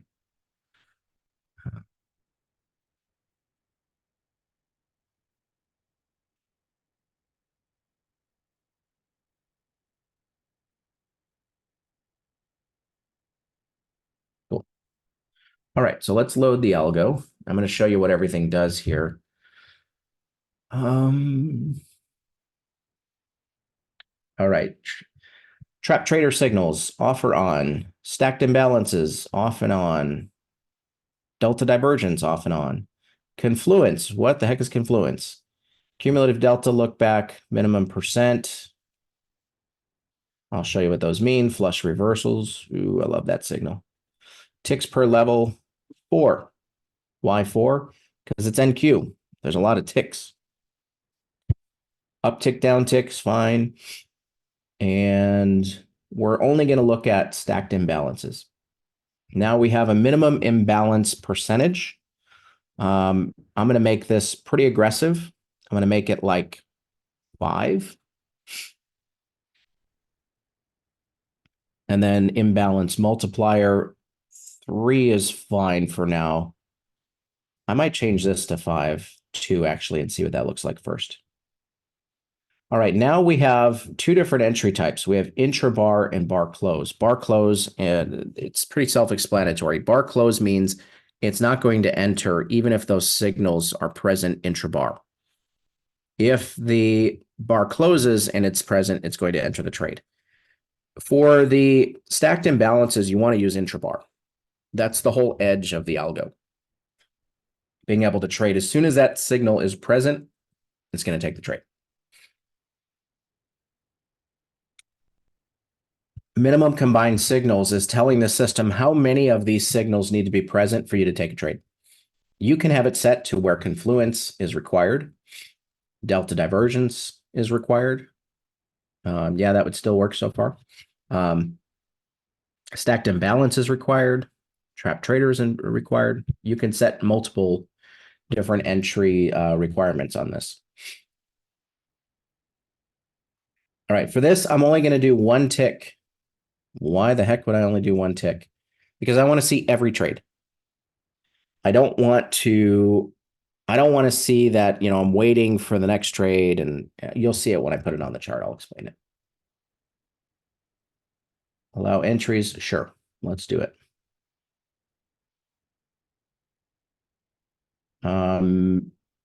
Let's put an EMA required. This one only has single EMAs. Okay, this has not been updated yet.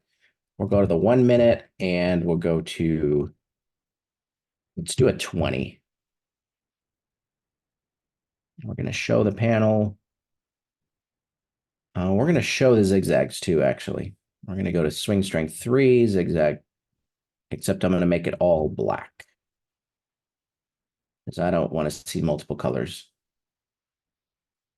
All right. Let's show it on there. I'm not expecting it to be profitable yet. So just bear with me. In fact, it's not going to be because it's only one tick per side. This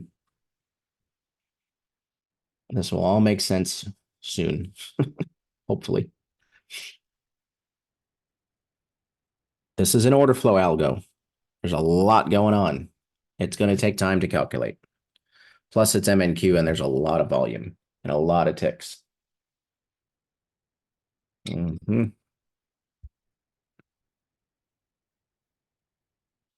we'll give it a minute. Trying to think if there's anything I can explain. Let's go over flush reversal for a second.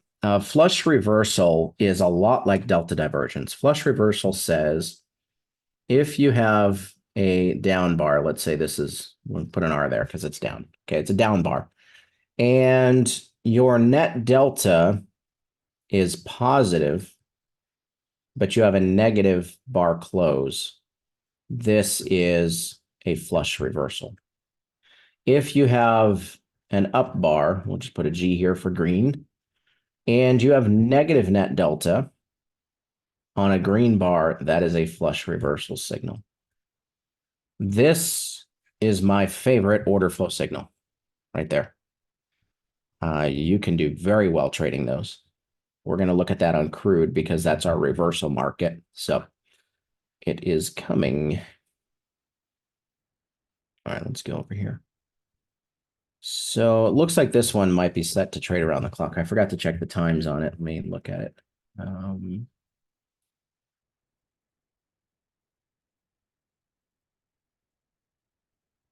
Entry, stop, targets.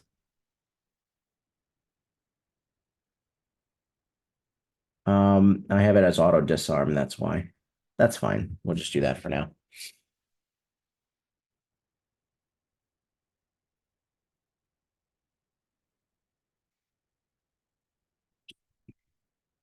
Cool. Here we go. So we're going to go back here and let's see if we got any trades. Here's one right here. Okay. So we are trading a stacked imbalance intra-bar. It froze the tape as soon as we got that trade. And we see all the sellers coming down to the bid, right? That's where these are coloring white. If you have bid aggression, it's going to be the cyan color on the right. Okay. So we have negative net delta. We have sellers coming down to the bid. I know there is a lot of options. I'm going to make it easy for you though. I'm only going to leave you with a couple options because there's a couple really great ways to trade it. All right, so let's break down what's happening on this here first. So net delta is negative 470. That means that more sellers came down to the bids than buyers came up to the ask. Okay. So that is 470. Notice here we also have a delta down here on the grid. This grid is taking everything that's happening on this bar and it's printing it down here for us as well. So net delta is negative 470. I'm going to come back to the cumulative in a second. Bid ask percentage. Percent delta volume. Okay, let's do volume first since that it's easy. There's 566 contracts completed in volume on this bar. Okay, 566 total. So if we take 470 divided by the total volume, 566, that's going to get us to the percent delta. If we have a large percent delta, that's important to know. That means all of the orders that were coming into that bar were very aggressively to the sell side. That is telling us something. What's the follow through? Pretty darn good. Bid ask percentage. That is taking the total orders completed at the bid divided by the total orders completed at the ask. Again, very skewed to the sell side at negative 91%. Now, the interesting thing here is that if that number, the bid ask percentage, is above 50, it's going to show as a positive number.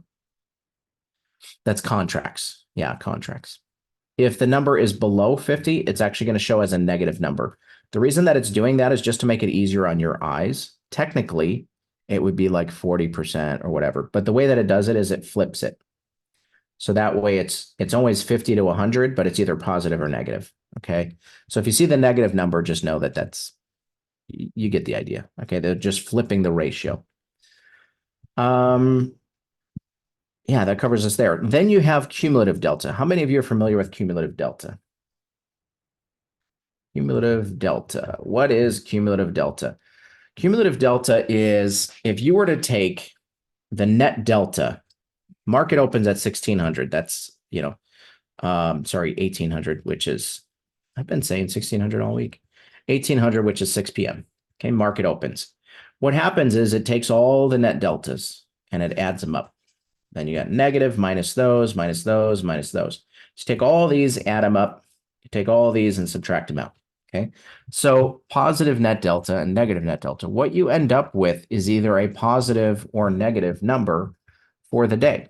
That is going to tell you for the day, we either have aggressive buying or aggressive selling or neutral market.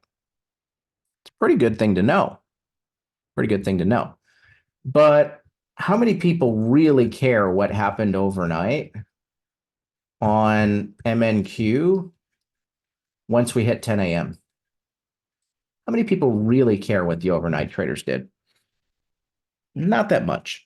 To a certain extent, sure, but not that much. First off, the volume overnight versus the volume from 9:30 to 10 is completely different. Completely different.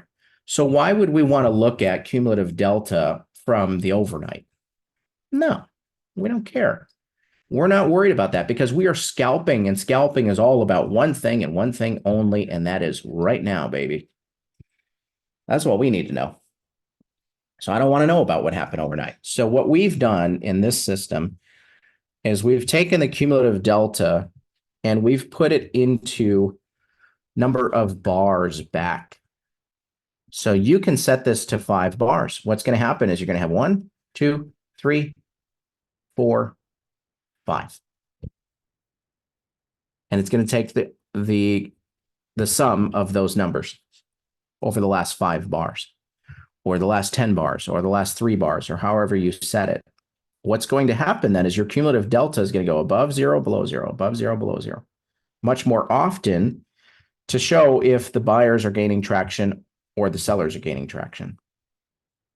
So if your cumulative delta is below 0, it's going to be red. If it's above 0, it's going to be green. Why is this important? If you have a bar where you have negative net delta, you have negative cumulative net delta over the past X number of bars, you have strong bid-ask percentage, you have strong negative net delta, and then this one has low volume compared to the previous candles. Notice that? So what this tells the story of what is happening in the orders. You're not just looking at price anymore. You're looking at what is happening behind why the market is moving in such a way. What this tells me is there was an aggressive group of sellers that got into this market very fast. Now remember, this is a range bar. So each bar's range is fixed to be the same. Low volume and heavy net delta means what? What does that mean? That means the sellers were fast. They were furious. This thing is moving. It's usually some kind of jump. Well, what typically happens at 8:30? Pre-market opens up. It's usually some kind of news release. What time did this take place? 8:30. So the market just jumped. That's why. So would you want to trade that? With stacked imbalances, you would. Because that is a great sell order. Lots of opportunity there. Okay. So that's what's happening on the algo. There's also another signal called confluence. Confluence means all the stars are aligned. It's all red, all red, all red, all red. That's confluence. You can use absorption. We're going to talk about that next, actually. So confluence is all red. or all green. When those conditions meet, then you're going to get some great opportunities to trade. Okay, we've also got this absorption state up here, and then state. State means, is everything green or red? Everything's green, it's green. This one, the delta percent was not green because we have a minimum threshold of 4% currently. So if it's below 4%, it's not going to like that one. And so for that reason, we did not get the confluence on that bar. Okay. So when do you want to trade this? When the stars align. Okay. Absorption is going to be a little bit different. Absorption is we went from all green to negative net delta. Whenever we get all green to negative net delta, that's absorption. That's an absorption signal. Now it only does the grid, and you can also have it back paint the chart to show you that absorption is stepping in. We're going to look at that a little bit later. Okay. We'll look at that a little later. Cool. You cannot use it in Strategy Builder, no, or in Strategy Analyzer. This is a 40 range chart on NQ. Let's go back and let's look at some trades, and we'll start piecing this together here.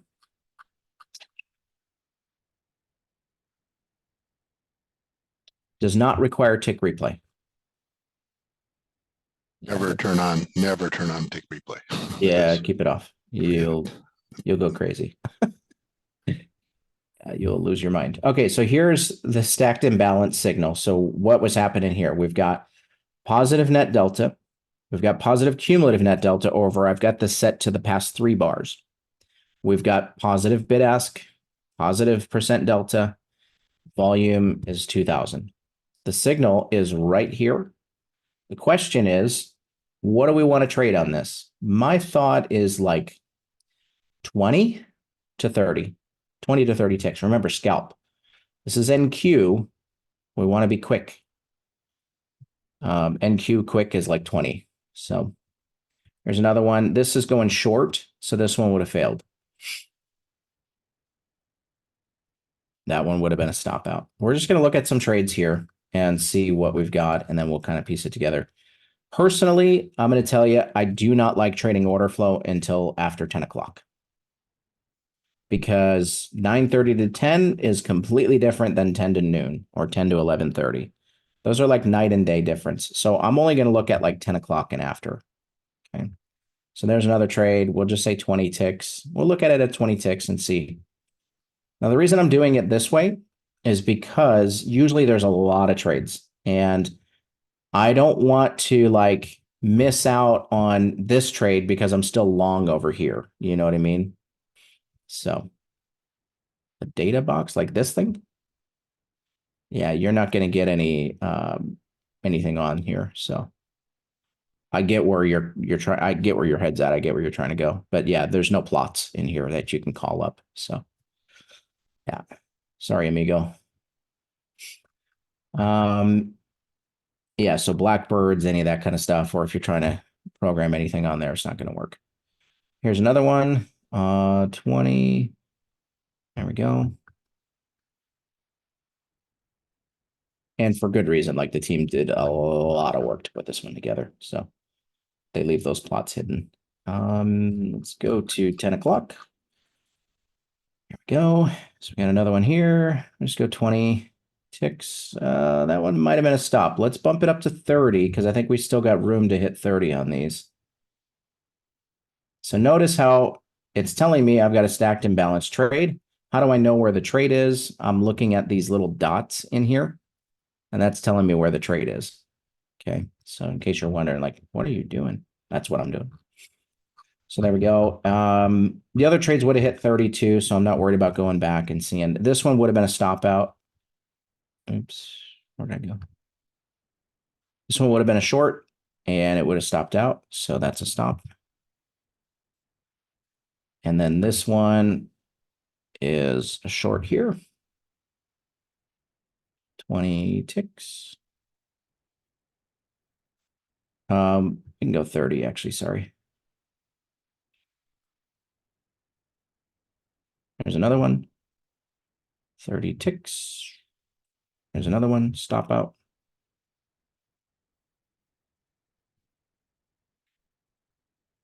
I put that line through it just so I know quickly and easily which ones are stops. Now, right now, I'm kind of visually back testing, right? I get that, this is kind of a little bit more involved. You don't have to do it this way. This is just what I'm doing to figure out what the trades are and what they need to be. Like, how many ticks do I need my trade to be? Um, I'm thinking we may look to use the VM as a filter as well for direction. This one would have been a stop out either way, so no big deal. We're going to take stops. Again, you're scalping, prepare to take stops. This one would have been a buy and it would have hit. Here's the beauty of it. You're not waiting for the bar to close. If you did, that's a stop out. If you didn't, it's a win. See? So there's some good opportunity there by letting it freeze the tape. There's another one, 30. There's a short, 11:30. We could probably chop it off at 11:30, to be honest with you.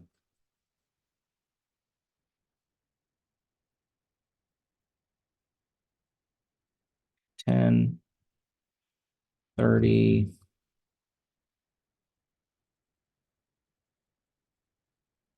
There's another one. That's 12:30, so we'll just delete it. So we've got a good number of trades here. A lot of them are working. A lot of them are working just fine. We got one. Let me zoom out here. I'll just be able to see it easier. There we go. Let's go back to the beginning. So we got 2 trades, 1 stop, 3, 4, 5, 6, 7, 8, 9, 10, 11, 12, 13, 14, 15. Okay, so we had 12 out of 15. 12 out of 15 were wins. Okay, so can we make money with this? Yeah, sure can. Yeah, it's not bad, right? So this is why I go to the chart first to figure out where do I need to be? What do I need to do? So now we're going to go in here and we're going to pull up a new strategy analyzer. And we're going to go through and mess with this one a little bit here. So let's go to HFT. This was like 3 or 4 days worth, I think. Yeah. Yeah, the absorption is awesome. I'm going to show you more of that later because unfortunately you can't use it in testing. You can only use it in manual, like turning it on and off. Let's go here.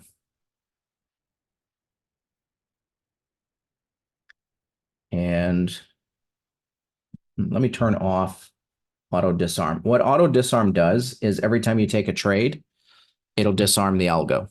The reason for that is anybody who's trading at semi-auto that just wants to turn it on and off, you're going to take a trade, get out of the trade, it's going to turn it off, and you get to choose when to turn it back on. The advantage to that is these trades are firing quick, and you might get right out of one trade and right into the next one, and you may not be able to stop it.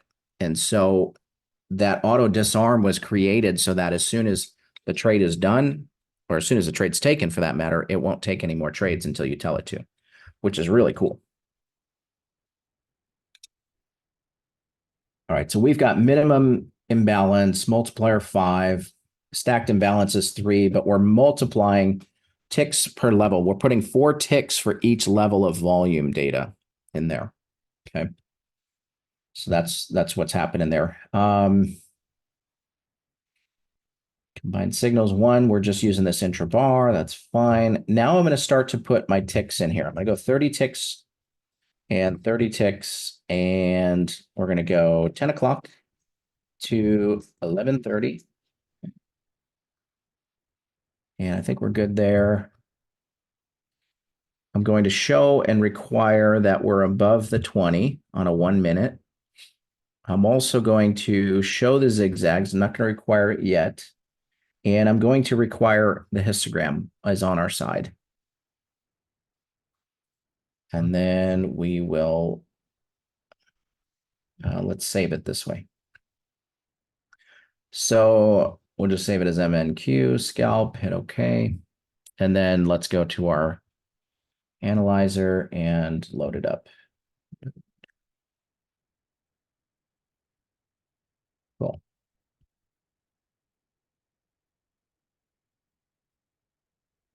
Stacked imbalances. Sweet. Looks like everything's carrying over. That looks great. 30 and 30. All right. So now I'm not going to test like a month. Oh yeah. See you, Scott. We'll see you. Can you buy an indicator with order? Yeah, there's a bunch of things. Mark, I will say we are hopefully working on that. It's been another one of those things that I've been squawking about for a while. That hopefully we can get something put together there for us. So if we're going through the 26th, let's just go back like 2 weeks. We'll go back to the 10th. There's a lot of data. It's going to take a little bit to run these, and I'm not going to get real aggressive with optimization because it takes forever. What it's got to do is it's got to download all of the data for bid and ask. Then it's got to go up and down to see where the uptick downtick is on a bar by bar basis across 40 ticks per bar. And then it's got to plot all the trades based on that uptick downtick. Plus, it has to freeze the tape based on the order flow. So there's a lot going on here. So it's going to take some time to run this. This algo takes the longest to backtest and optimize and stuff. I'm on the wrong market. Let's go to MNQ. MGC from April. I don't think that's going to work, right?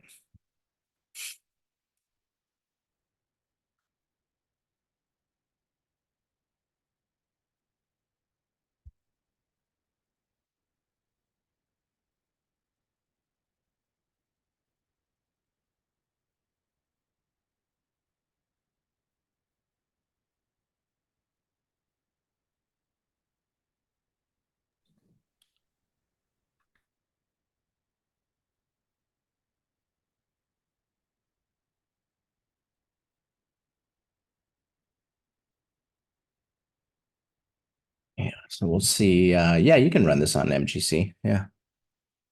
I would stick with the probably the full size GC. You want more volume with order flow. Same thing with crude. You probably want to stick with the full size crude. MNQ actually has more volume than the NQ, which is why we're running it on MNQ. But if you're on ES or GC or CL, just use the bigger contract versus the micros. Yeah. You got more volume to work with. It's going to be more, you're going to be able to program it easier. MES, you could probably get away with. There's a lot of volume on MES. So,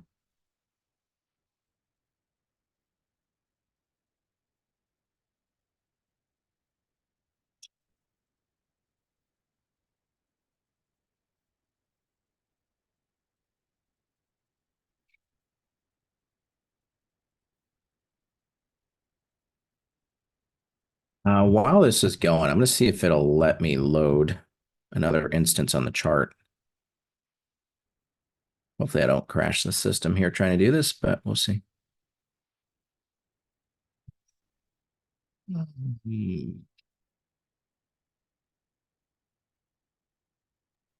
got what, 2 weeks there? That's a pretty good chunk of data. It is. Yeah, it's a good amount. Let's see, confluence on, look back, 4. Let's go 3.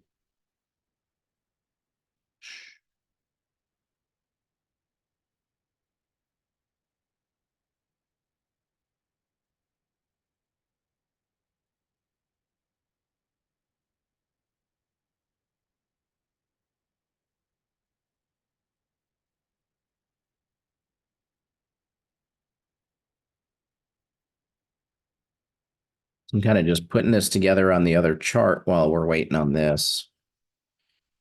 One tick, back to this. Yep, we're looking at market analyzer. We're just waiting for it to run. Lots of data.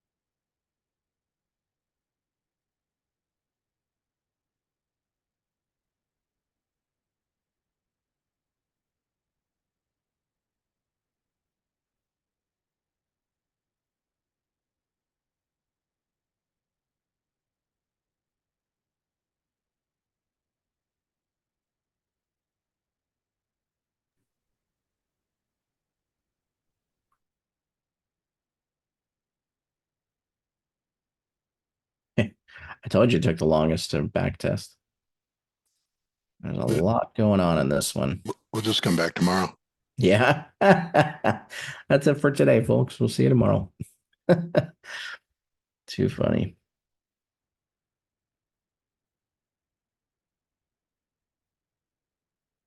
There it goes. All that for 30 trades. Man, oh man.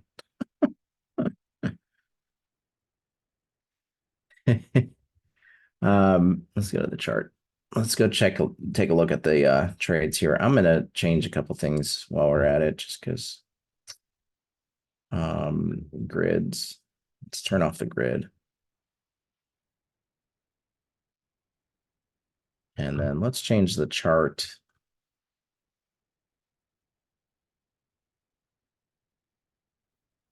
There we go. I can see a little better. All right, let's zoom in. I'm going to make my bars smaller so I can see the numbers, see what's going on. Okay, that one came in a little later. That's fine. Nice trade there. That's it for that day.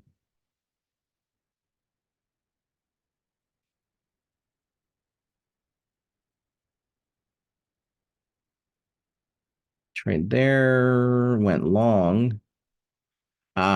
So here's the thing, right? So this, let's zoom into this one so you can see what I'm looking at. Let's get this out of our way. Okay, you see how this bar got in here and then it went down intra bar, tagged the stop, and then went up without us. So that's a factor with intra bars that sometimes you're going to get stopped out on the same chart or the same bar. So that's how you know that also that the backtest system has been completely redesigned, because otherwise you're not seeing that stop, right? Let's go back, going back, previous day. Okay.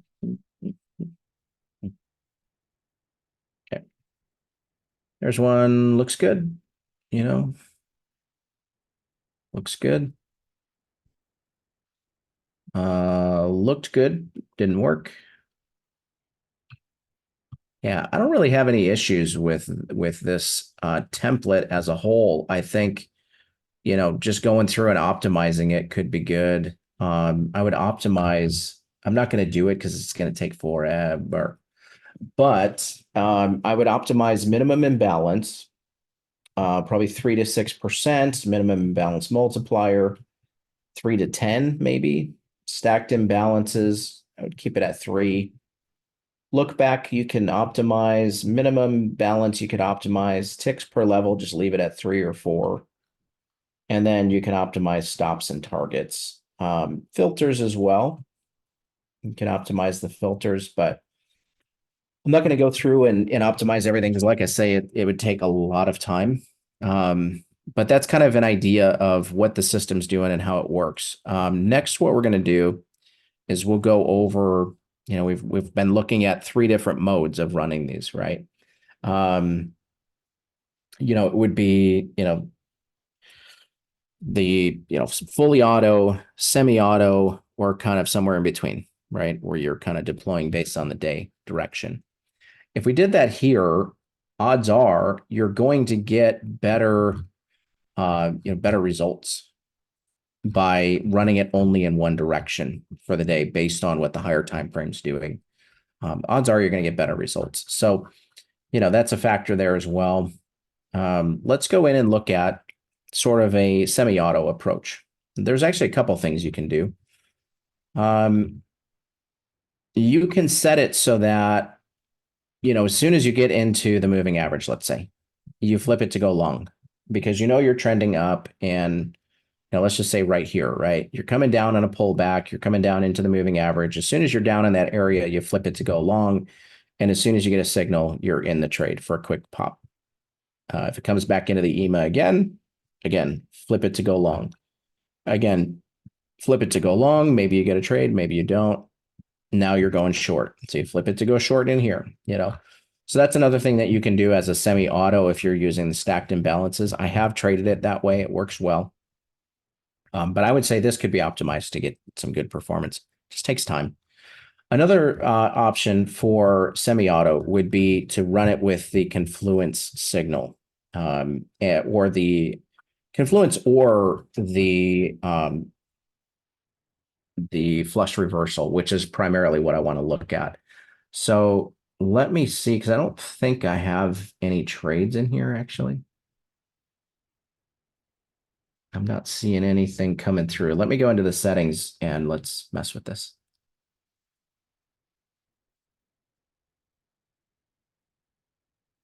Mark, send me an email. It's just Jim at, yeah, or send it to support is fine. Yeah, email one of us and we'll figure it out. Yeah, it's just Jim at neurostreet.com. Cumulative delta look back 3, minimum percent 4, flush reversals. Oh, that's why. Let's just turn it to on. See if that does the trick. There we go.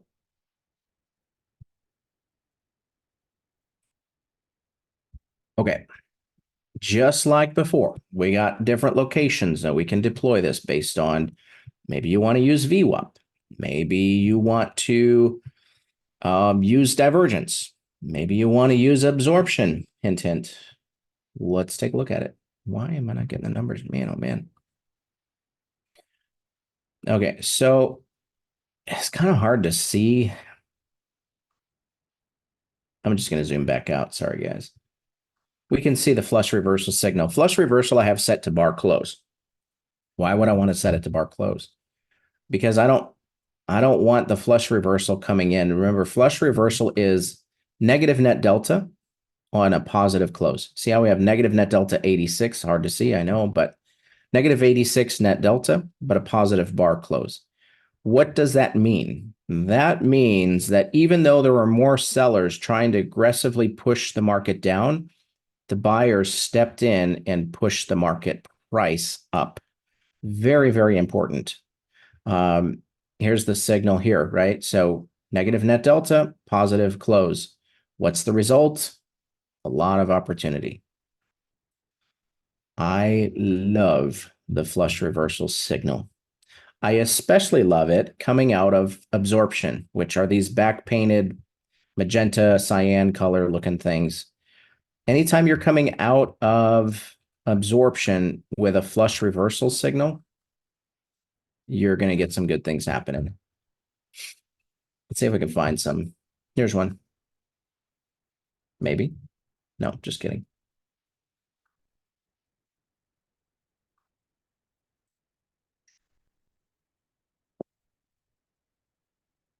Actually, less than I thought there was going to be.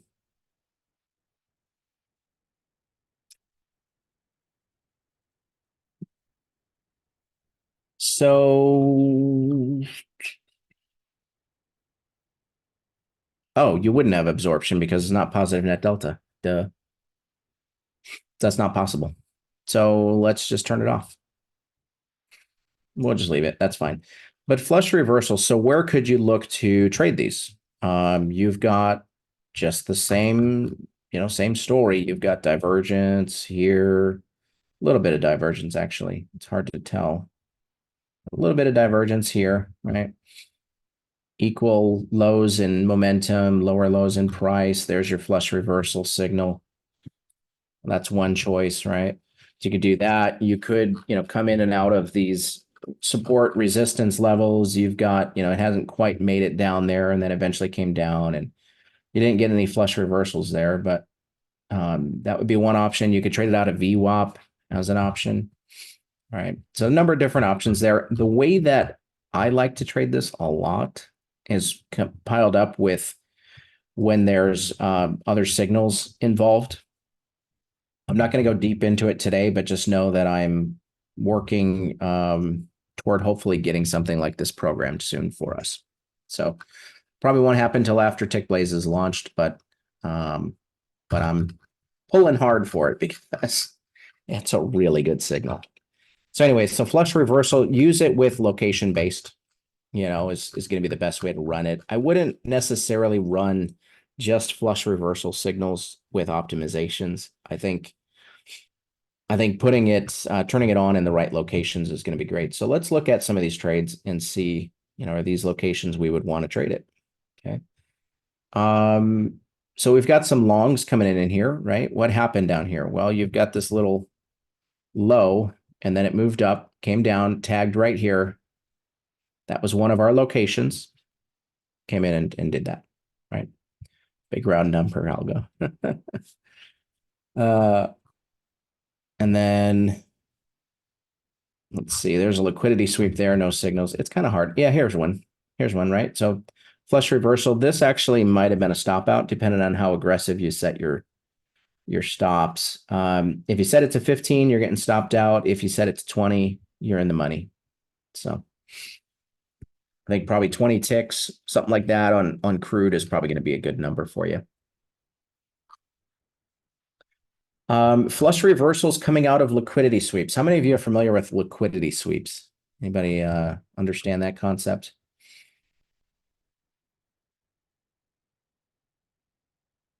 Okay, so liquidity sweep is when you have a level that gets swept out, but not completely broken through. Think of it like the fake out breakout, right? Double bottoms could technically kind of qualify, but really what you're usually seeing on those is that the market has kind of pushed past the breakout point a little bit and then came back. Let's see if we can find, here's a good example, right? Like it came down a little bit lower, but not much. That's not a great example though. Yeah, here.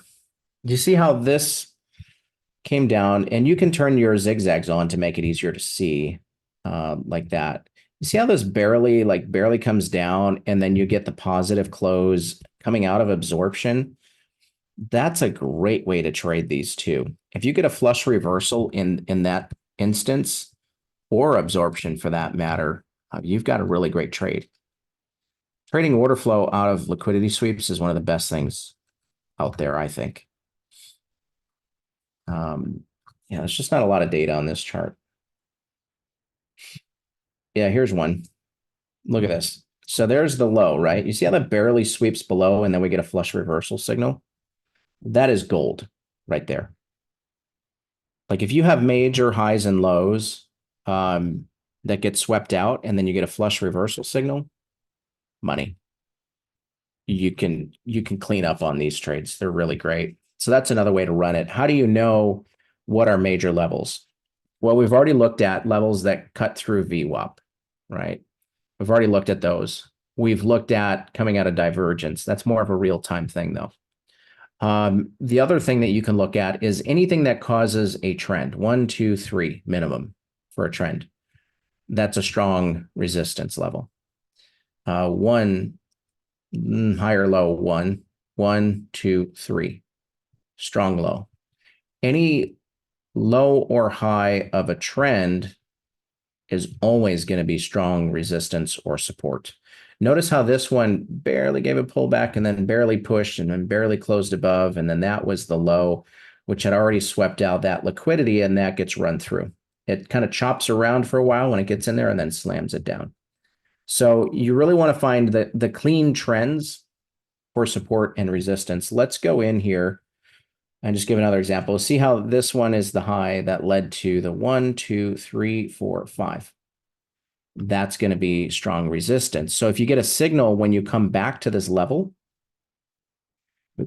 that's going to be a great trade opportunity. It's actually one of the levels that we had some interest in. A couple bars worth. You don't have to get real technical, but let's go into it and see. Okay, so we started coming in, didn't quite get the flush reversal. We got it here. It fizzled out. And, it's 1 o'clock in the afternoon on crude, which you're not going to get much on that. Let's look at another one. Yeah, here's one. So here's our level that we were interested in off of the VWAP. We've got 1, 2, 3 as a minimum. So that's the lowest low of a trend. It also cut through VWAP, came in, you got your flush reversal signal. Show me the money. Okay.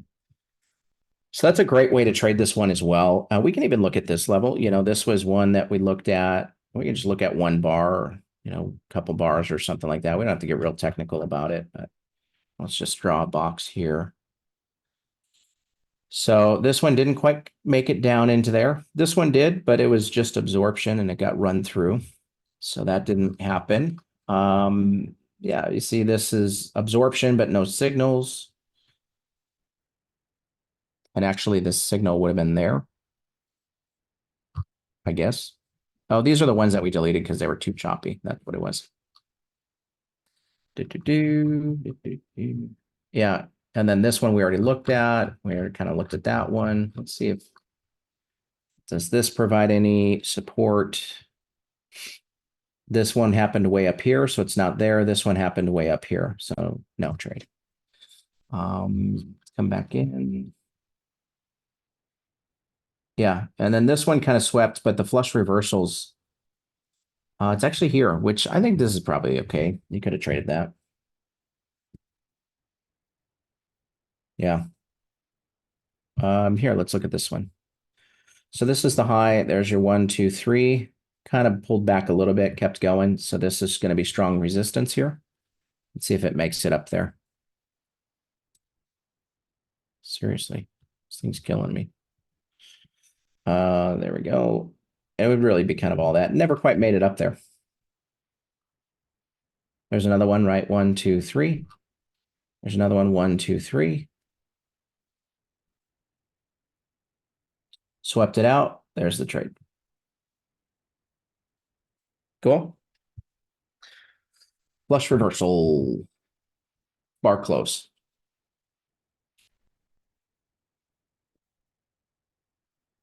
Any questions on that?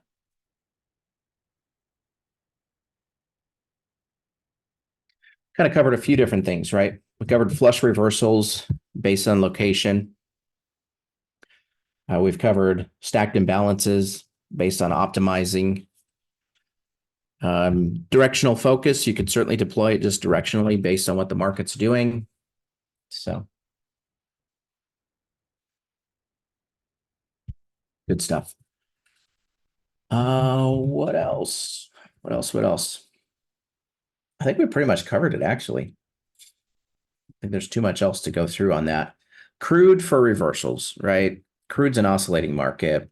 It's going to do best in those conditions. So let's do this. Let's pull up a totally different date. Let's go to June 7th. We'll look at some different options here. Let's see, there we go. All right, let's go back to the beginning. Let's put our VWAP on here. We'll mark out some locations. Again, you don't have to do it this way. These are, again, we're just looking at different ways of how to do it, You don't have to do it this way. Range on the crude is 10 range. Yeah, 10 tick range. Which was 1, 2, 3 out of a level mark system. Yeah, exactly. Let's go through it. Let's go through the rules. So the first one is any level that goes through VWAP and closes on the other side. So we can go through and we'll just highlight some of these. If it's flat like that, I'm really not going to pay that much attention to it, to be honest. So that's the first thing we're going to look at. Closed above here, the low is right here. Okay. Closed below, high is there. Kind of got a low there, high there. It's pretty choppy. But again, oscillating market. You can kind of go off of that, I guess. There and there. There. There.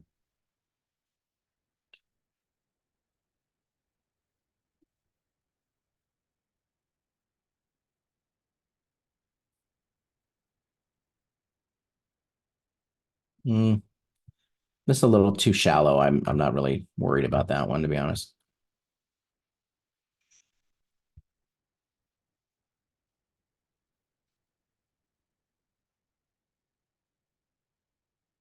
Yeah, and that's it. Okay, so those are our VWAP, chop zones, or the highs and lows that go through the VWAP. We'll call those the ninja levels. I don't know why, but it's like they're throwing, they're throwing the little throwing stars and they're cutting through VWAPs.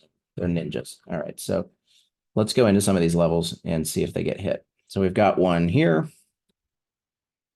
We got one here. Just do a box here since that gets run over. No signals there, right? No signals came in, so we'll delete that. Looks like this one tagged off of that. Okay, there's your first trade right here. Coming out of that level, I think, probably 15 to 20 ticks, somewhere in there. It's probably going to be the safest. We'll just go with that. We don't quite know, I guess, exactly yet. We had this level, didn't get the signal here, but it came through, swept that level. Then we got just long signals. So really there's nothing there. And then this one swept, right? So this was this level. Got swept above, came right back, flush reversal. Love it. And then let's keep going. Another one here, no signal. Here, you do get a signal here. This one's going to be a stop out if you're trading it at 7 in the morning, even at 20 ticks. This one, yeah, there you go. Definite support, but you didn't get the signal. You kind of got a short one here. I guess we could probably call that a fake out. It just barely swept through the stop on that. And then this one here, nothing. I'll just delete that.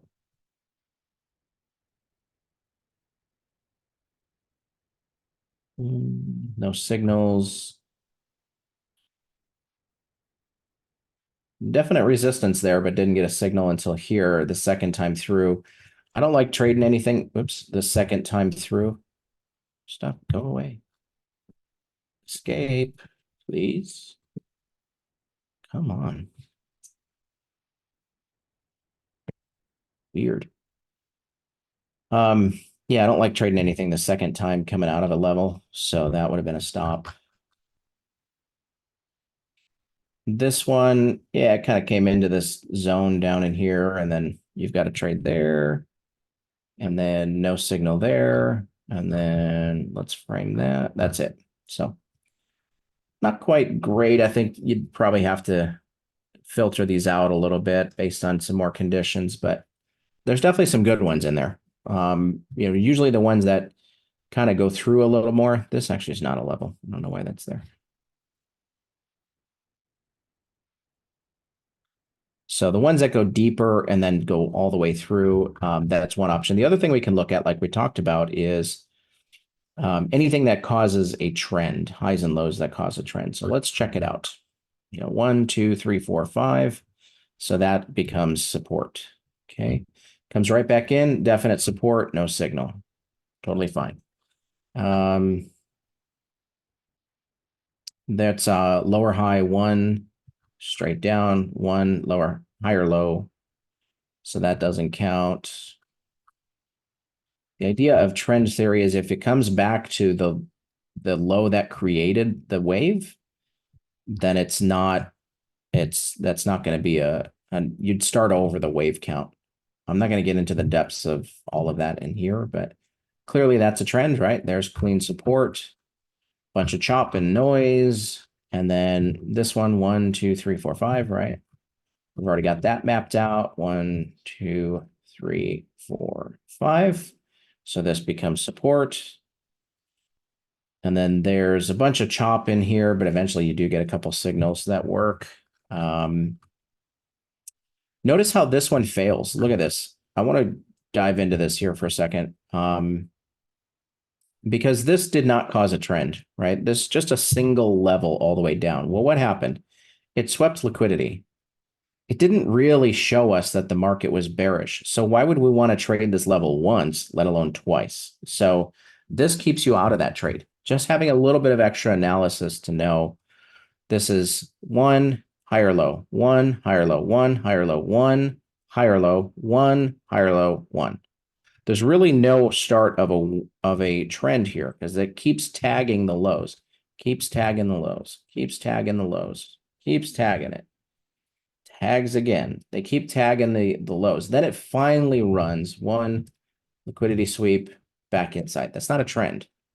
So you wouldn't want to trade this as support. So there again, that keeps you out of anything that would have come back into that level. So it's just a little bit more analysis. I don't want to get deep into the weeds on this stuff, but that can give you some additional context on if you're using kind of location-based deployment, what you can really hang your hat on and what you can't. Like this is not a trend. That's a straight shot up. And then it comes down, but really it kind of did this, right? 1, 2, 3, kind of like that. So this being a 1, 2, 3, we talked about this earlier, remember? If this is a big impulse and we have a 1, 2, 3 down inside the previous impulse, then there's no trend here. Like you don't want to trade off of this level because this did not carry through the trend enough to get through that leg. So you're trading inside. You're just trading the wrong type of scenario. Now, you could also argue, though, that because it's an oscillating market at that point, that this low and this high are great locations to trade. And you wouldn't be wrong. That would absolutely be true. So you got to look at what works for you, but there's just some different ideas, things that you can run with. I think for HFT, my personal favorites are going to be flush reversal, confluent signals, and the stacked imbalance.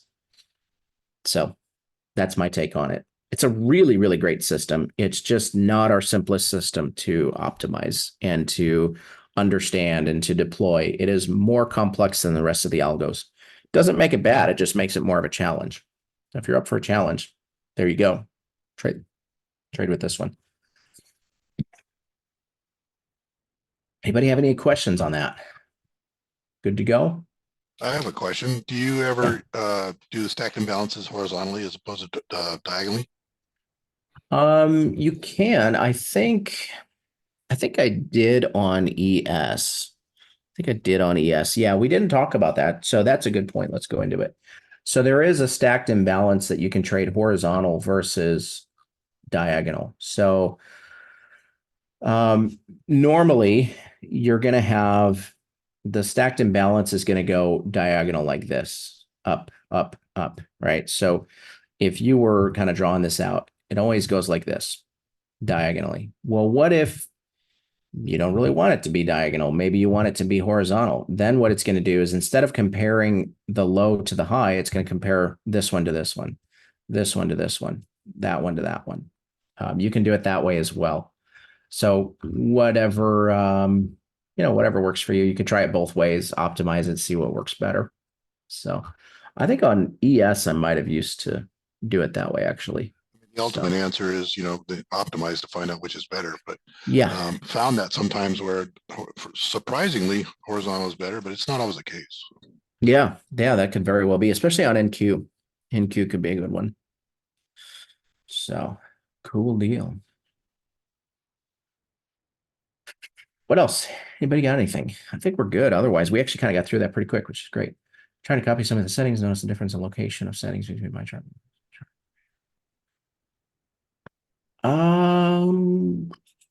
Run type. Check and see if you have auto disarm engaged. That could be a possibility. But otherwise, I don't know. That would be a support question. They can help you there. So sweet. Well, I think we covered it all. Let's talk about trade copiers, since we know we wanted to cover that. So with trade copiers, this is kind of more of a theory than anything. I'll just move this down and we'll just draw on our chart here. That's fine. Move these out of the way. Cool. So here's the theory with trade copiers and algos. Let's say you have 3 algos. Let's say you trade 3 markets. Those markets might be crude, MNQ, and ES, let's say. And then you have 3 algos. You're using the Weibo, the CWAP, and somebody give me another one. Any other one that, whether we've covered it or not, doesn't matter.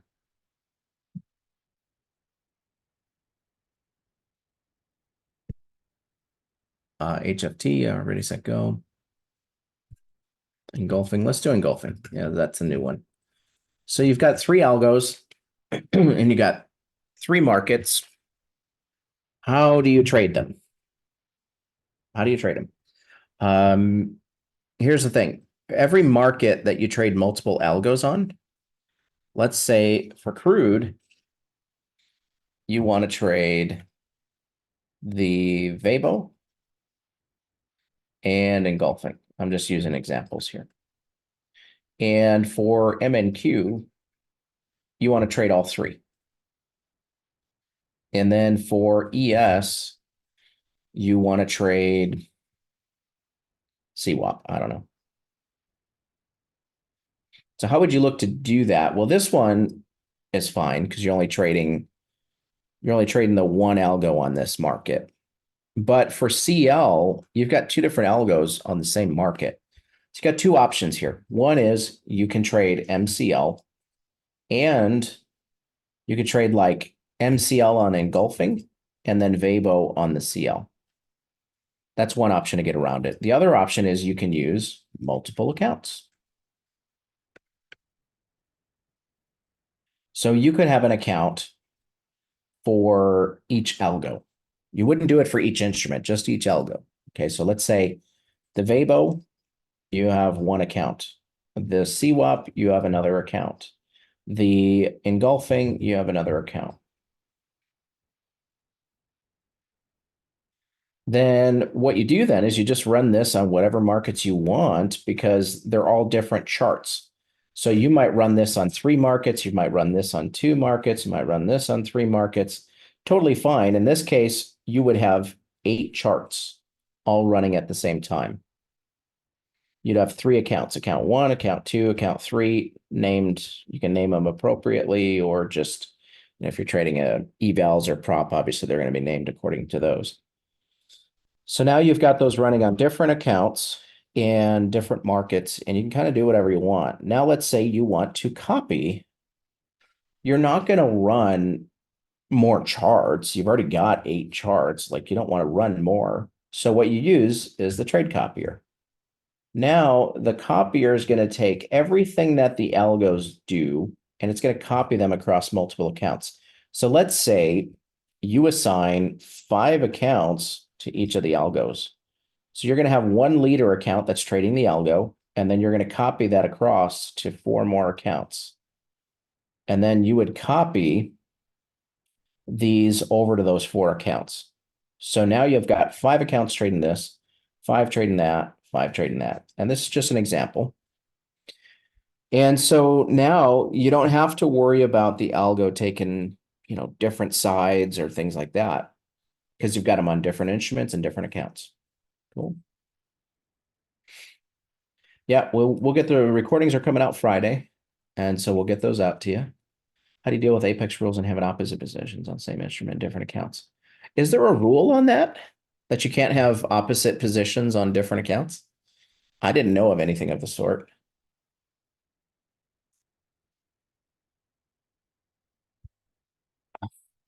Why?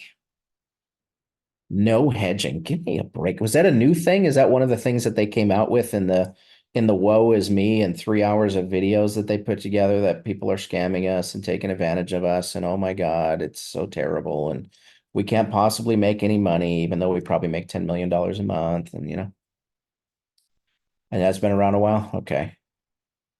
I I didn't know that that was a rule. Um, I didn't know that that was a rule, but that being the case, then you'll really have to go to directional bias then. You really have to. Because if you can't have a long and a short on 2 different accounts, I mean, for God's sake, uh, that's crazy. $2 and PAs haven't traded. Weird.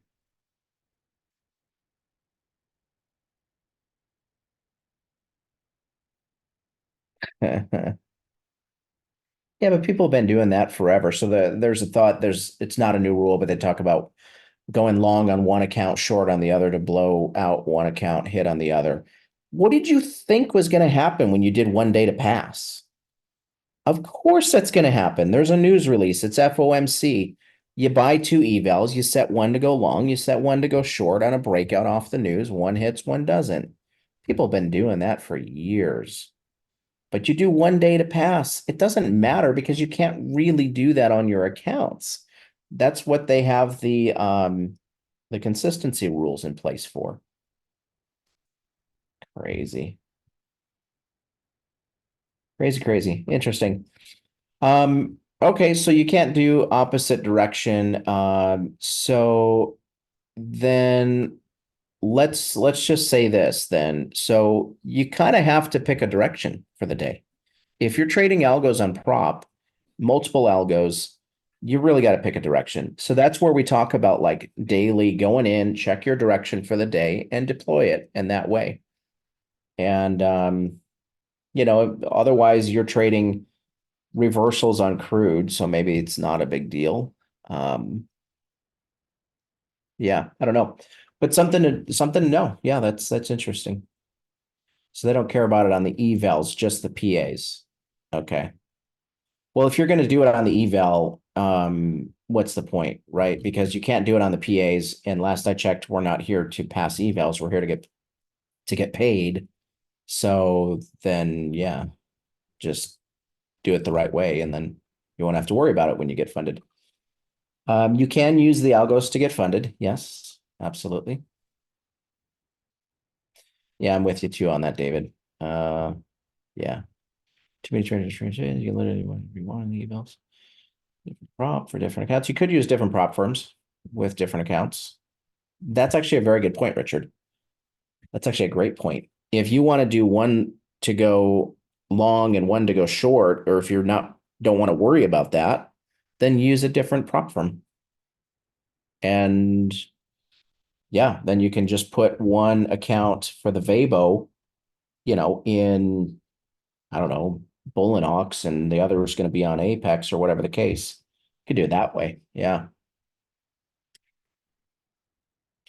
Can you do opposite direction with the coming prop firm? I don't know. I don't know. People use your algos to pass evals. Yes, all the time. Yeah. Yeah. Traders pass evals all the time with our algos. Absolutely. And you are allowed to trade these algos on the prop firms. The one thing that you need to know is there's no black box. They don't want you doing like, hey, I connected my account to this guy on Collective 2, and oh my gosh, and now I'm just going to trade my Apex. Nope, can't do it. Because then why wouldn't they just fund that trader? Why would they want to fund you when you don't know how to trade? You're just copying this guy. Same thing with an algo that is a black box where you have no bias on whether you're going long, whether you're going short, whether you're on, whether you're off. How many ticks are you trading? How many contracts are you trading? If your algo doesn't let you do this kind of stuff, they will not let you trade it. Why would they? Why wouldn't they just go buy the algo and fund that? Why do they want to fund you? You don't know how to trade. Okay, so you need to be able to turn on and off the algo, long or short, ticks, contracts, position, sizing. You are the risk manager, not the algo. You decide the risk.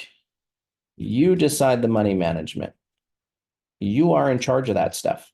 So because of that, you can trade the algos with these. Because the algo is an indicator that also enters the trade. That's what it is. It's an indicator or system. It's a strategy that enters the trade for you. But you have to tell it how much to trade. Okay. Interesting. Different ways around it. If you notice market bias is down and activate trending indicator RSG, would you set it to long and shorts or just shorts? Try it both ways, Jose. See what works. Because a market that is trending on a higher time frame is more likely to give you decent pullbacks off the highs on the shorter time frame. So try it out. Try it both ways, see what works. As a rule, if you're getting enough trades going in one direction only, then do that. That's my thought on that. Because why trade against the flow if you don't have to? If you're getting enough trades and those trades are profitable, make your life simple, right? So does trade copier only work for private prop firms, or can you use it for your account? Well, there's no need to use it on your account because your account is your account. You just size up or size down according to the size of the account. So you don't need a trade copier for personal accounts. Good stuff. Hey, we learned something today. I didn't know that you couldn't go long on one and short on the other. That is interesting. Man, traders are going to find ways. They're always going to find ways to find the red tape, to, cut through the loopholes. They're always, if people are people, they're going to find and exploit the loopholes. Always. As long as the sun is in the sky, it's going to happen. So, I wouldn't be surprised about any of that stuff. Can you go long NQ and short MNQ? I don't know. I don't know on that, actually. It's a good question. Maybe that's a way around it. I don't know. They're stopping people from adding positions to losing trades. That is a huge problem. 100%. That's a great point, TJ. TJ saying they're stopping people from adding positions to losing trades, sizing in, dollar cost averaging. Because what happens is if you're in a losing trade, traders just keep getting in, keep getting in, keep getting in, keep getting in. And eventually the trade goes up, you get back to just above break even, and next thing you know, they hit their eval or their funded account.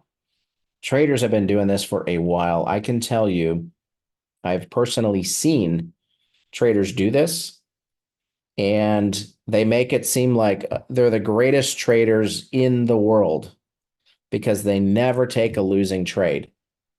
But what they're really doing is they're dollar cost averaging and they blow up accounts left and right. But it doesn't matter because they've made enough money gaming the system that they use that money to buy more accounts, and they just keep adding accounts. And it looks like they're freaking heroes in trading, but they're not really doing it the right way. And it's literally just gambling is all it is. They don't have a clue what they're doing. I've seen it. I've seen it. It's garbage. You're not going to make money trading that way. You can go long and short on different markets. Yes, that's fine. They don't like entering prior to news. Do they like anything? They don't want you to trade before the news. 1 day to pass. What did you think was going to happen? Of course, they're going to trade the news because that's when the market's moving in one direction, and you don't have to worry about the stupid trailing drawdowns. That's the only instance where trailing drawdowns isn't, a big deal. So interesting. Yeah, Jeffrey, have a good one. We'll catch you tomorrow. Yeah. Yeah, dollar cost averaging works for the hedge funds. It works for the major institutions, and that's where the short squeeze comes from. Fast track lets you DCA, but they limit the number of contracts. Yeah, that's fine. Dollar cost average of 3 contracts. I don't know. I mean, if you're adding one contract because you're getting close to your stop and maybe you want to add one more, personally, I wouldn't see any issue with that. I know some traders that like to do that. Like if you're in the heat, let's say you get in for 2 contracts here, market comes down, comes down, comes down, your stop is right here. You might set to buy one more as you get to your stop because there's not that much more risk, but there's a lot of reward if it turns around, right? So there are traders that do that. I don't think there's any issue with that. Some traders prefer that. So yeah, good stuff. How did you guys like today's session? What do you think? Good stuff? Give us some feedback. How are we doing? Are you getting something out of this? Are you learning stuff? We kind of keep going over some of the same stuff with the idea that repetition drives it home, right? So we kind of are repeating some of this stuff, and that's on purpose. I'm doing that on purpose. So hopefully you guys are learning some stuff, gaining some stuff. Some of it is pretty complicated, yes. Um, yeah, some of it's not so much. Springboard's pretty easy. I'm gonna go back to Springboard for a second here and say trade it out of VWAP, trade it out of those levels going through VWAP. I'm telling you, if that's all you did, you wouldn't have to do anything else. You would not have to do anything else. You're going to make money. Can't guarantee it, but I can pretty much tell you, you figure it out. Money's there waiting for you. Yeah. Good. I don't know if they posted the HFT in Discord yet. Definitely by the end of day, probably as soon as we finish up here, they'll post them. So Yeah, we'll post them today. okay, cool. Yeah, I can't wait to get back into the trade room next week too. I like teaching, don't get me wrong. I love it, but man, I love being in the trade room with you guys and taking trades and making money and seeing traders pass their evals, get funded, scaling accounts, making money. A lot of traders making money in there. If you're not in there, come and join us. Yeah. So